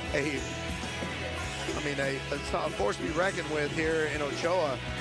I mean, he looks like he could go another round, another 2 rounds. Craddock looks spent, but Ochoa looks like he's ready to go again. Got those wild eyes. He just looks like a fighter. I'm an Ochoa fan.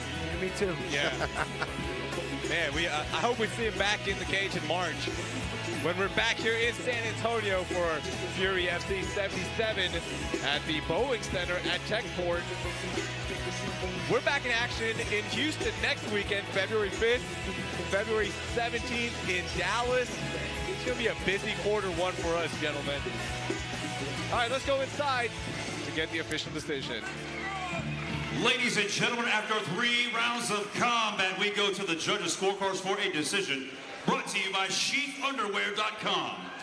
All 3 judges score the fight 30-27, declaring your winner by unanimous decision, Miguel Ochoa. Doesn't even crack a smile for his first amateur win. Man, Miguel Ochoa is locked in. Yeah, it wouldn't surprise me if he left here, changed clothes, and went to the gym and started working out again. Just seems like that kind of guy. I don't know anything about him, but seems like a good dude to have on your team. All right, let's get away to meet our next fighter. Please welcome to the blue corner, Drew Lopez. Drew Lopez, 3rd time inside the Fury FCK. His record here, 1 win, 1 draw. Actually had the draw against Albert Salinas. Last saw him get a win over Sean Malusek at FC 63 here in May via guillotine. He's a very fun fighter to watch.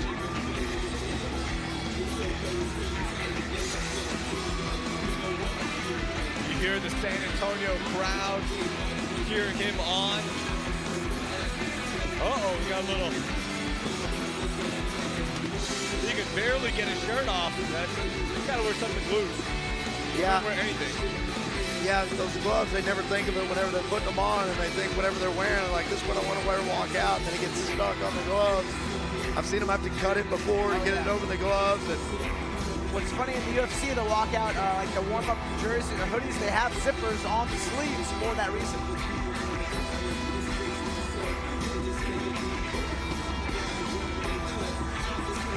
26-year-old Drew Lopez inside. Let's meet his opponent. Please welcome to the red corner, Joe Perez.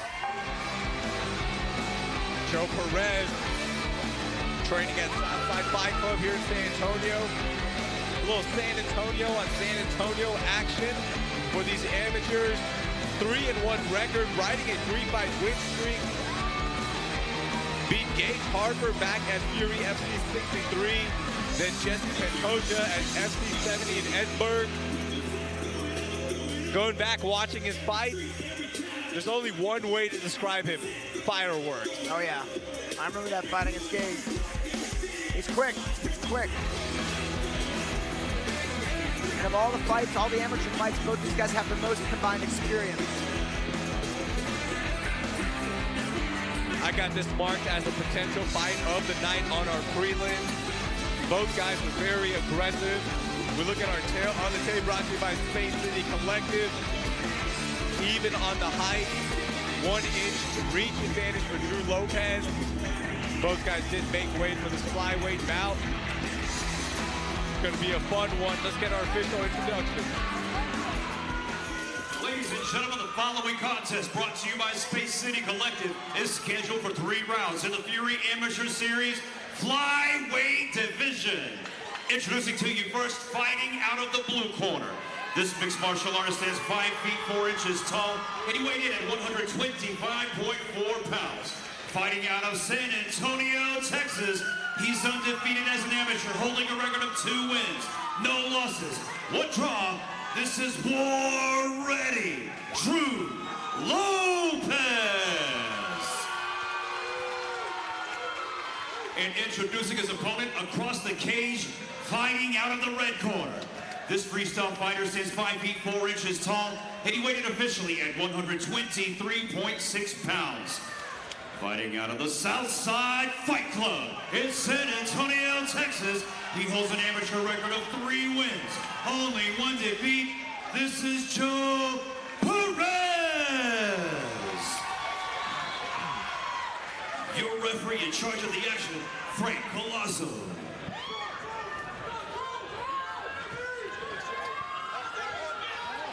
Hot crowd for these flyweights. Blue gloves for Lopez, red for Perez.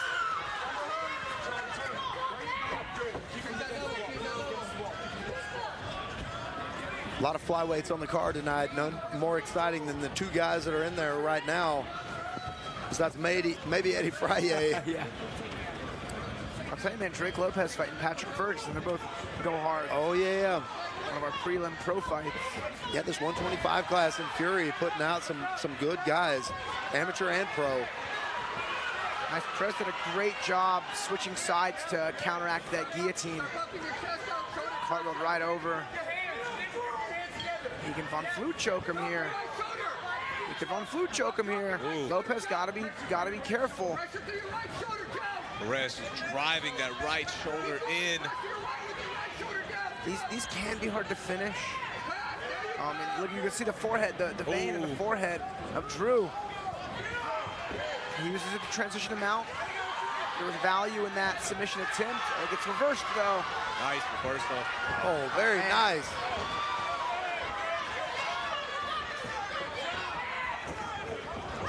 Good jab there from Drew. The boys are throwing fast.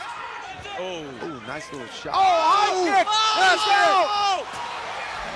Joe Oh, wow! Perez! Joe Perez with a devastating knockout. Wow! Right high kick from hell, wow. Holy cow! Out of nowhere. Unbelievable. Whoa, man. Joe Perez just starts Drew Lopez. That was all speed. I mean, I've got to watch the replay. Lopez, they were exchanging. Oh! We got, it looks like Drew Lopez's family members trying to get inside the cage. We have the highlights on right now, but just watching it, I don't know who it is. It could be his dad. I don't know who it is, but he is trying to get inside to make sure that Drew Lopez is okay. He'll be okay. He's moving. Yeah. He's responding. And that was a bad knockout. It'll take him some time to come to. It's just a separation, you know, from your six. You know, you want to move your legs, but they don't quite move. But give it a few seconds, and he'll be sitting up. He'll be on the stool. He'll be talking. He'll be fine. It just came out of nowhere. I mean, it's the shot you don't see that does the most damage. Man. And the leg just has so much mass behind it. And you see Lopez, I mean, he's a gamer, undefeated, you know, coming into this fight. You gotta take the wins from the losses. And just what a performance from Perez with that just lightning quick right high kick.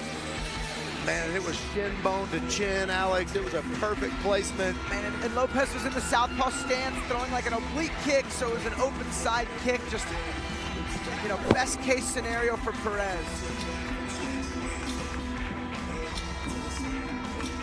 I mean, just all perfect placement.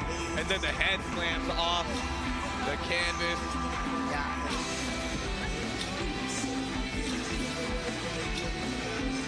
Wow. That was crazy.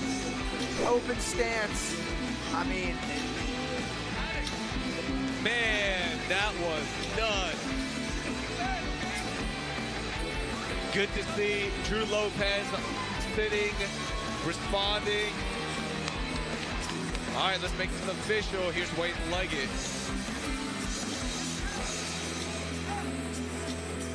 Ladies Ladies and gentlemen, the end comes 1 minute, 26 seconds into the very first round.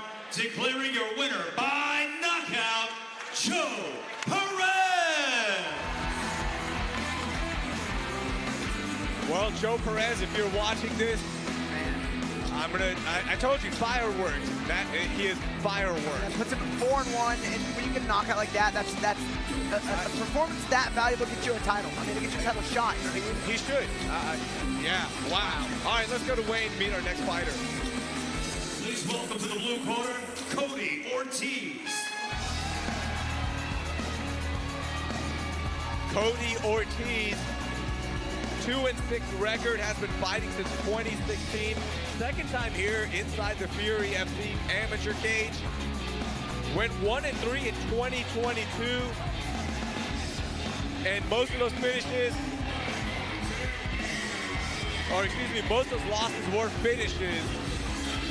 So prone to getting finished is Cody Ortiz, an exciting fighter. Wins by finishes too. I watched him fight Spencer Sled, his last opponent he lost to.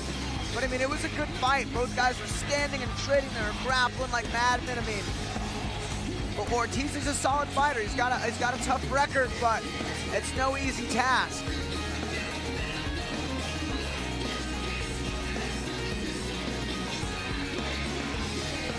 I wouldn't call him a brawler, but he fights with some real strong offensive intention. Very active, as I mentioned. 4 fights last year, right back in it, ready to go. Let's meet his opponent. Here's Wayne.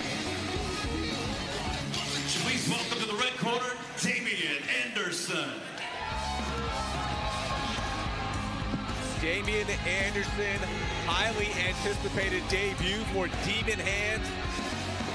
Has just an outstanding ground game, ranked in no-gis worldwide. I mean, he is just one of those guys. Yeah, formerly of the Den-Hur Death Squad and now of the B team in Austin. You know, training with the top-notch guys, Nicky Rod, Nicky Ryan, Ethan Krillenstein. This guy is the top of the heap. There's a viral video of him out. He competed in the Combat Jiu-Jitsu World Championships, and he slapped someone unconscious. So not only is he a devastating and a high level grappler, he also has heavy hands. This is much anticipated. I've known Damian for a while, and I've known what a savage he is. I saw him training with Gary Tonin. I saw him out in Puerto Rico. I trained with him out in Puerto Rico, and I saw them sparring, and I was like, who is this guy? And that was a few years ago, and he was good then. So I just can't imagine what improvements he's made. Really looking forward to this debut. Our tail of the tape brought to you by Sheath Underwear. Height advantage goes to Cody Ortiz. Reach advantage to Damian Anderson. Both fighters just there for weight for the lightweight bout. 156.8 for Cody Ortiz. Let's get our official introductions. Here's Wayne Leggett. Ladies and gentlemen, the following contest brought to you by SheathUnderwear.com is scheduled for 3 rounds in the Fury Amateur Series Lightweight Division. Introducing to you first, fighting out of the blue corner. This freestyle fighter stands 5 feet 11 inches tall, and he weighed in at 156.8 pounds. Fighting out of Uvalde, Texas, by way of Pryor, Texas. Today, he looks to pick up amateur victory number 3. This is Cody Ortiz. In introducing his opponent across the cage, fighting out of the red corner. This mixed martial artist is 5 feet 8 inches tall, and he weighed in at 154.6 pounds. Fighting out of Austin, Texas, today he makes his amateur debut. This is Damian Anderson. Your referee in charge, Jake Montalvo. Jake Montalvo gets the assignment. Blue gloves for Ortiz. Red for Demon Hands, Damian Anderson. Oh! Hey, Rock, see, big shot already from Damian. He doesn't get excited. He doesn't go in. Looks like they may have had some bad blood yesterday at the weigh-ins. Damian Anderson quickly giving him a thumbs up there with his middle finger. He gets Ortiz down with the quickness. Yeah, and this is where, you know, Damien excels. A very high-level black belt. Was very, very close to competing at the ADCC World Championships this year. Oh, big shot. Rain Yeah, down, big punching. shots here. Demon hands unloading with those demon hands. Man, Damian Anderson just has that it factor. And I'm telling you, he will not gas either. Oh, man. I mean, yeah, he's looking to finish. These are big shots. Oh, It's not gonna- mouthpiece. and this fight could be stopped Yeah, right now. I mean, it is gonna get stopped. Ooh, here. those are That's big, it. big That's shots. it. A finish for Damian Anderson. Demon Hand gets the debut win.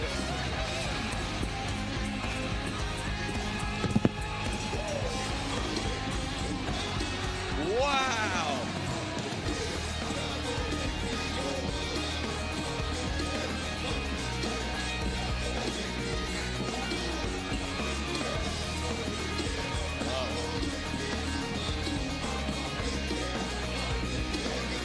We look at our highlights of this finish.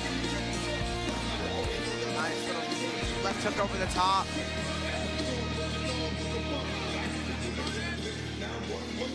I mean, had the body lock, just transition. I'll tell you, the ground and pound was even more devastating than the transition work. I mean, you could even hear it in his breathing. He was like, and he was going to finish. He knew he'd finish in that first round. Congrats to Damian. That was a huge, just monstrous performance. All right, let's go inside. Here's Wayne Leggett. We'll make this thing official. Get him here in a second. We're just trying to figure out some stuff here on. All right, here we go. Here's Wayne Leggett. Ladies and gentlemen, in comes 1 minute, 9 seconds into the very first round, declaring our winner by TKO, Damian Anderson.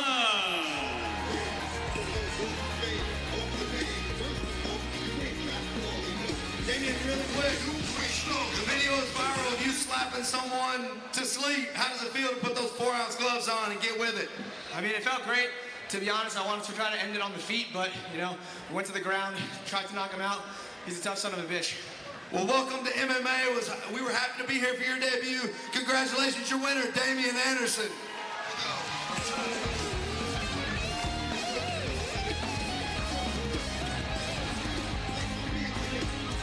All right, congratulations to Damian Anderson. 2 more amateur fights, 2 pro fights. Let's get it going, meet our next fighter. In just a second, we get our last look at Damian Anderson. Here's Wayne. Please welcome to the blue corner, Carolina Viera.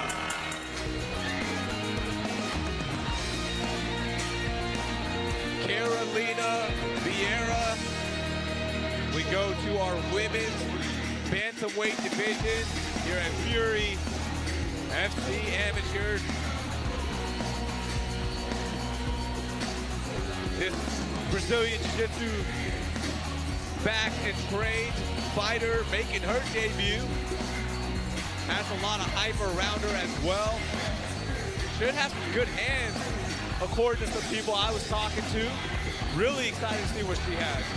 Yeah, the thing she's already managed by Iridium, not even having made a debut, means there's strong prospect signs there.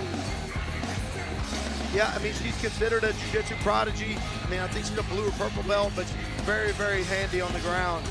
And as far as like just watching her hit the mitts, it's not normal. It's not what you typically see out of a debut amateur fighter.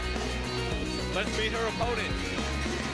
Please welcome to the red corner, Olivia Beerley. Olivia Beerley made her debut back in August of 21, won in round 2 via strike.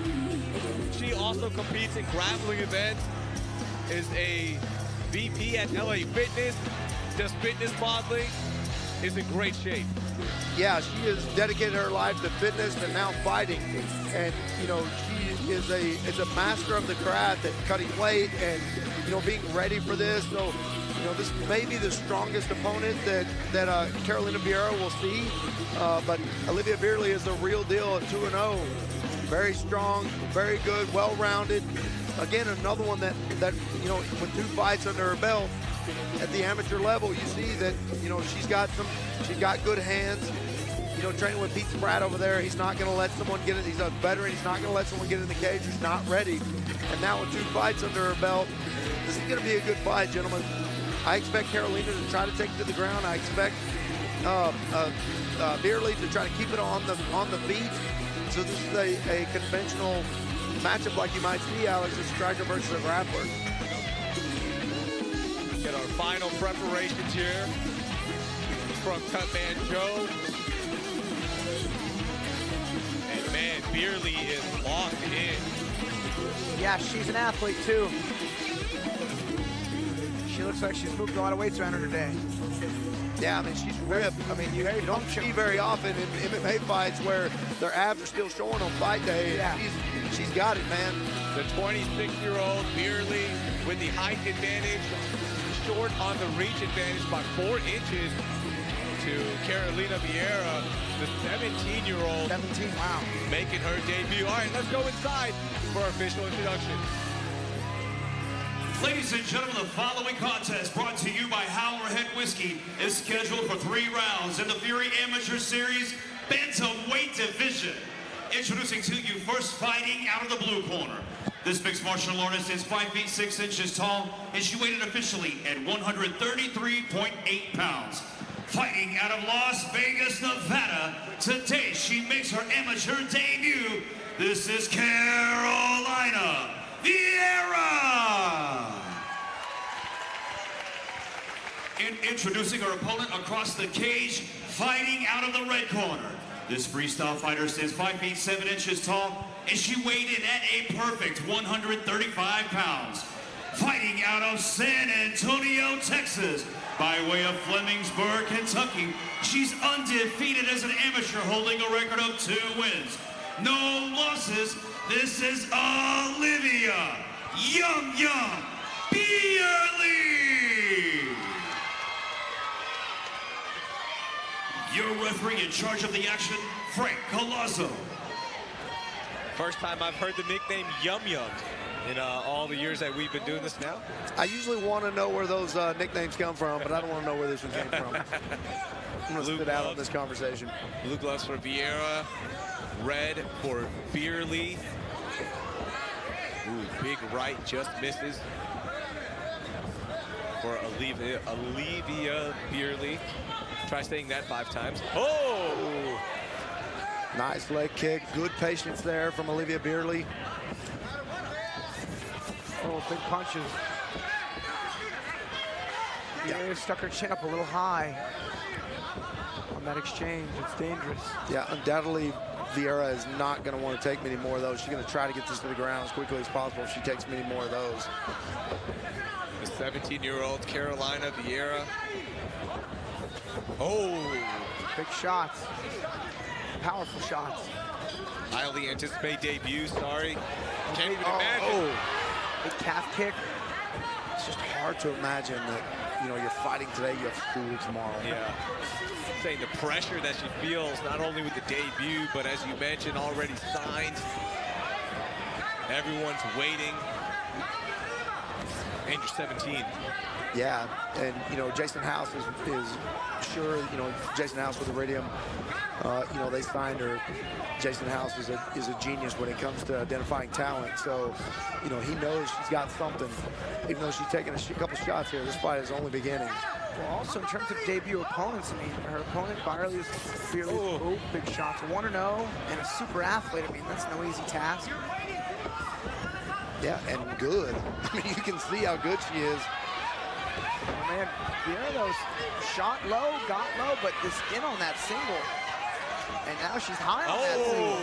She's going to submit the jiu-jitsu practitioner. She's tapping, tapping. Oh, my! With a ninja choke. A figure four guillotine. That was awesome. You don't see those that often. Olivia Beerley. Wow. Moves her record to 2-0. Gets the tap on Viera. Yeah, very impressive there from Olivia Beerley. You know, Viera shot that shot, Alex, from outside the pocket, which is a no-no, but she still got in on there, was still in good position. Beerley, because of her strength, I think, was able to fight the position and then locked up that ninja choke. And like you said, I was like, hey, is she doing this to get her to let go? But the answer was no, she finished it. You know, we actually have a rule at our gym. Oh, there it is. You see that little left forearm into the neck. She's got to free the leg, turn in, and figure for it. Yeah, and that's very tight. That's a deep one. Man, we actually have a rule at our gym, no fighting at 17. You have to be 18.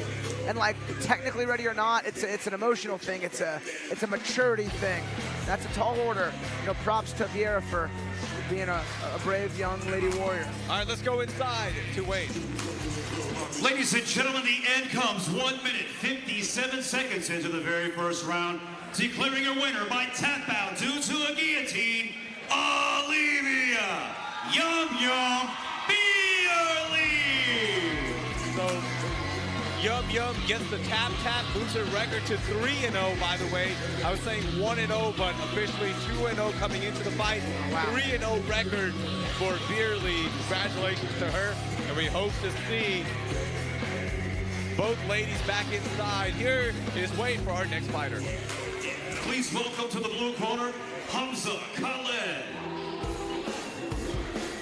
Hamza Khaled, 0-2 record. Third time inside the Fury amateur cage. Yeah, Hamza's had a tough draw. He fought Per Walker to a decision, and then he fought my boy Dave Reza. And Reza broke his hand on him that fight. I mean, Reza's like a Marine. He's always experienced. He's good. And he really took it to Hamza. And Hamza fought his butt off in that fight. Came up short. You know, Hamza's 0-2, but he's got a lot of good experience, and he's fought only tough opponents. So you know that's going to play a big factor going into this fight when he fights a debuter. But watching Hamza gets out of some tough spots, and he takes a lot of chances. Sometimes it backfires, but that's why you take these fights, kind of figure out when to take chances, when not to. By the way, this is our final amateur fight for our prelims. We do have 2 pro fights coming up for you, time permitting. Let's meet his opponent. Here's Wayne Leggett. Please welcome to the red corner, Ryan Perez.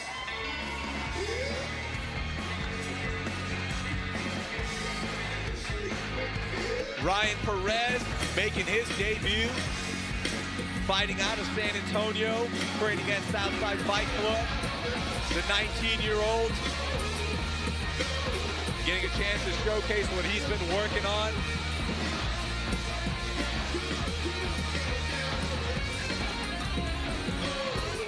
And he looks like he's 19. Yeah, he does. Yeah, a lot of youngsters on the card today, men and women.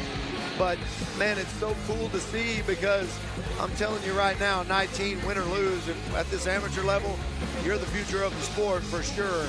These amateur wins and losses are good for experience, but they really, in the big picture, mean nothing. You wouldn't believe who's lost their amateur debuts and then never lost again. And so there's just a laundry list of people who in this amateur division have done this. Our Tail of the Tape brought to you by OnlyFans. Reach advantage for Hamza Khaled, height advantage for Ryan Perez. Both guys did make way for this flyweight bout. Let's go inside to Wayne Leggett. Ladies and gentlemen, your next fight, brought to you by OnlyFans, is scheduled for 3 rounds in the Fury Amateur Series Flyweight Division. Introducing to you first, fighting out of the blue corner. This mixed martial artist is 5 feet 6 inches tall, and he weighed in at 126 pounds. Fighting out of San Antonio, Texas, by way of Silver Springs, Maryland. Today, he looks for his first amateur victory. This is Hamza Khaled. And introducing his opponent across the cage, fighting out of the red corner.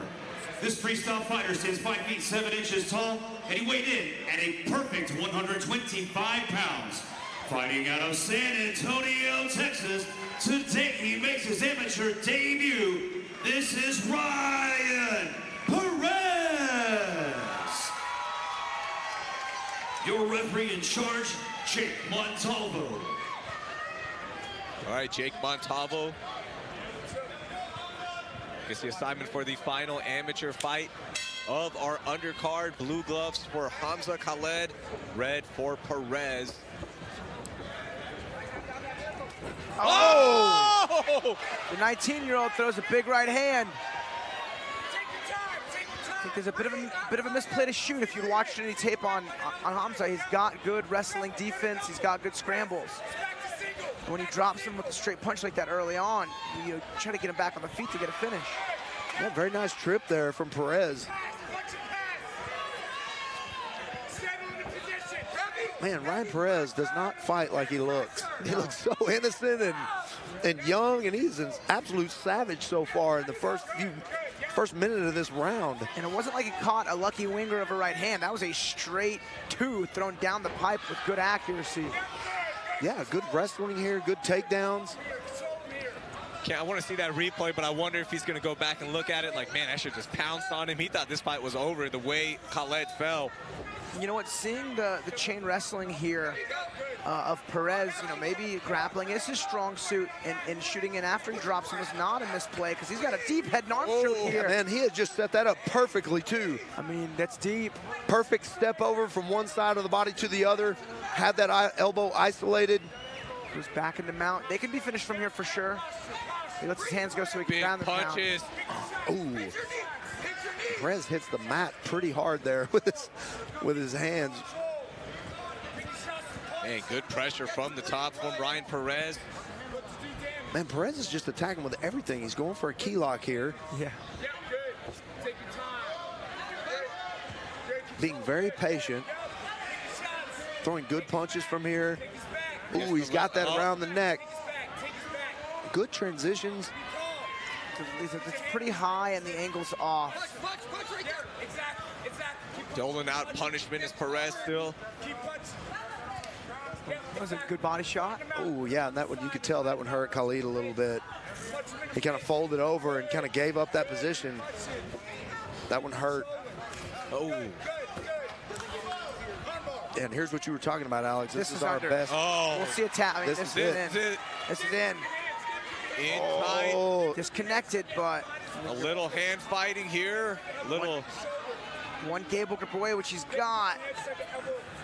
And now he's got the figure four, but it's not quite behind the head. Hamza could hand fight. Did a good job. 20 seconds left. Beautiful transitions from Perez so far. Not giving up position at all.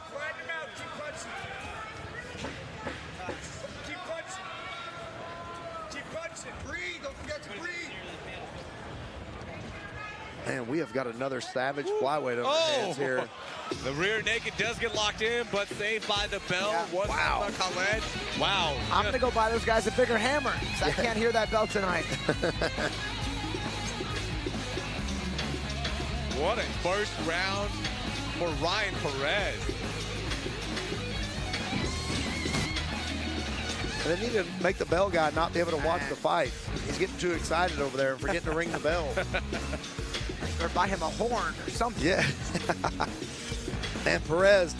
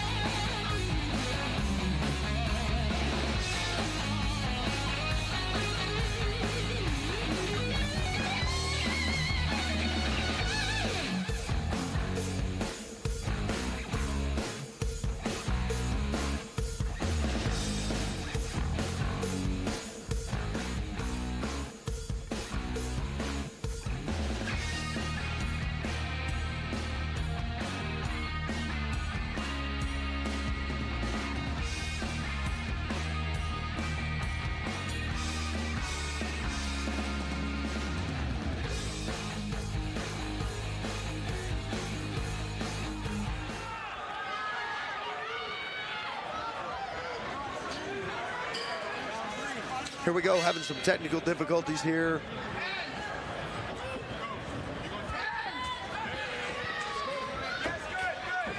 Yeah, another exciting round. In the second round, we weren't able to comment on it a little bit, but Perez was stuck in a triangle there for a lot of the second round, Alex, and able to get out and dole out some more punishment.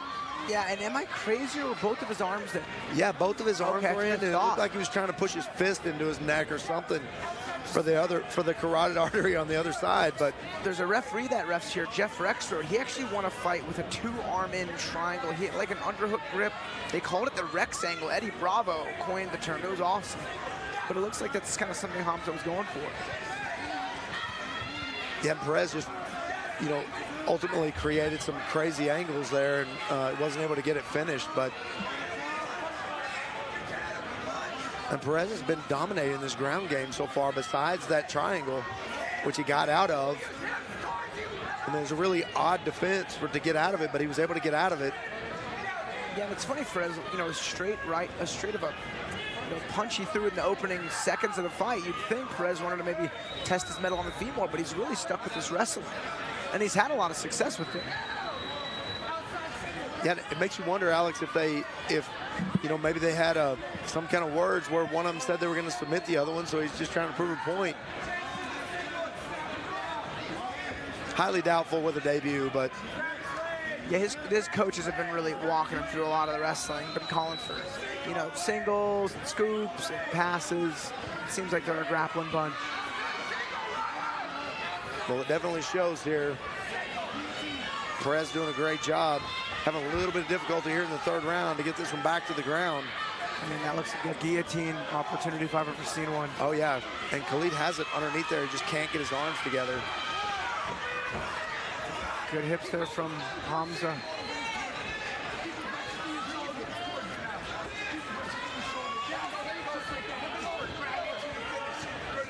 Yeah, Perez trying to do too many things at once here. He's trying to lift him and get his hands together at the same time.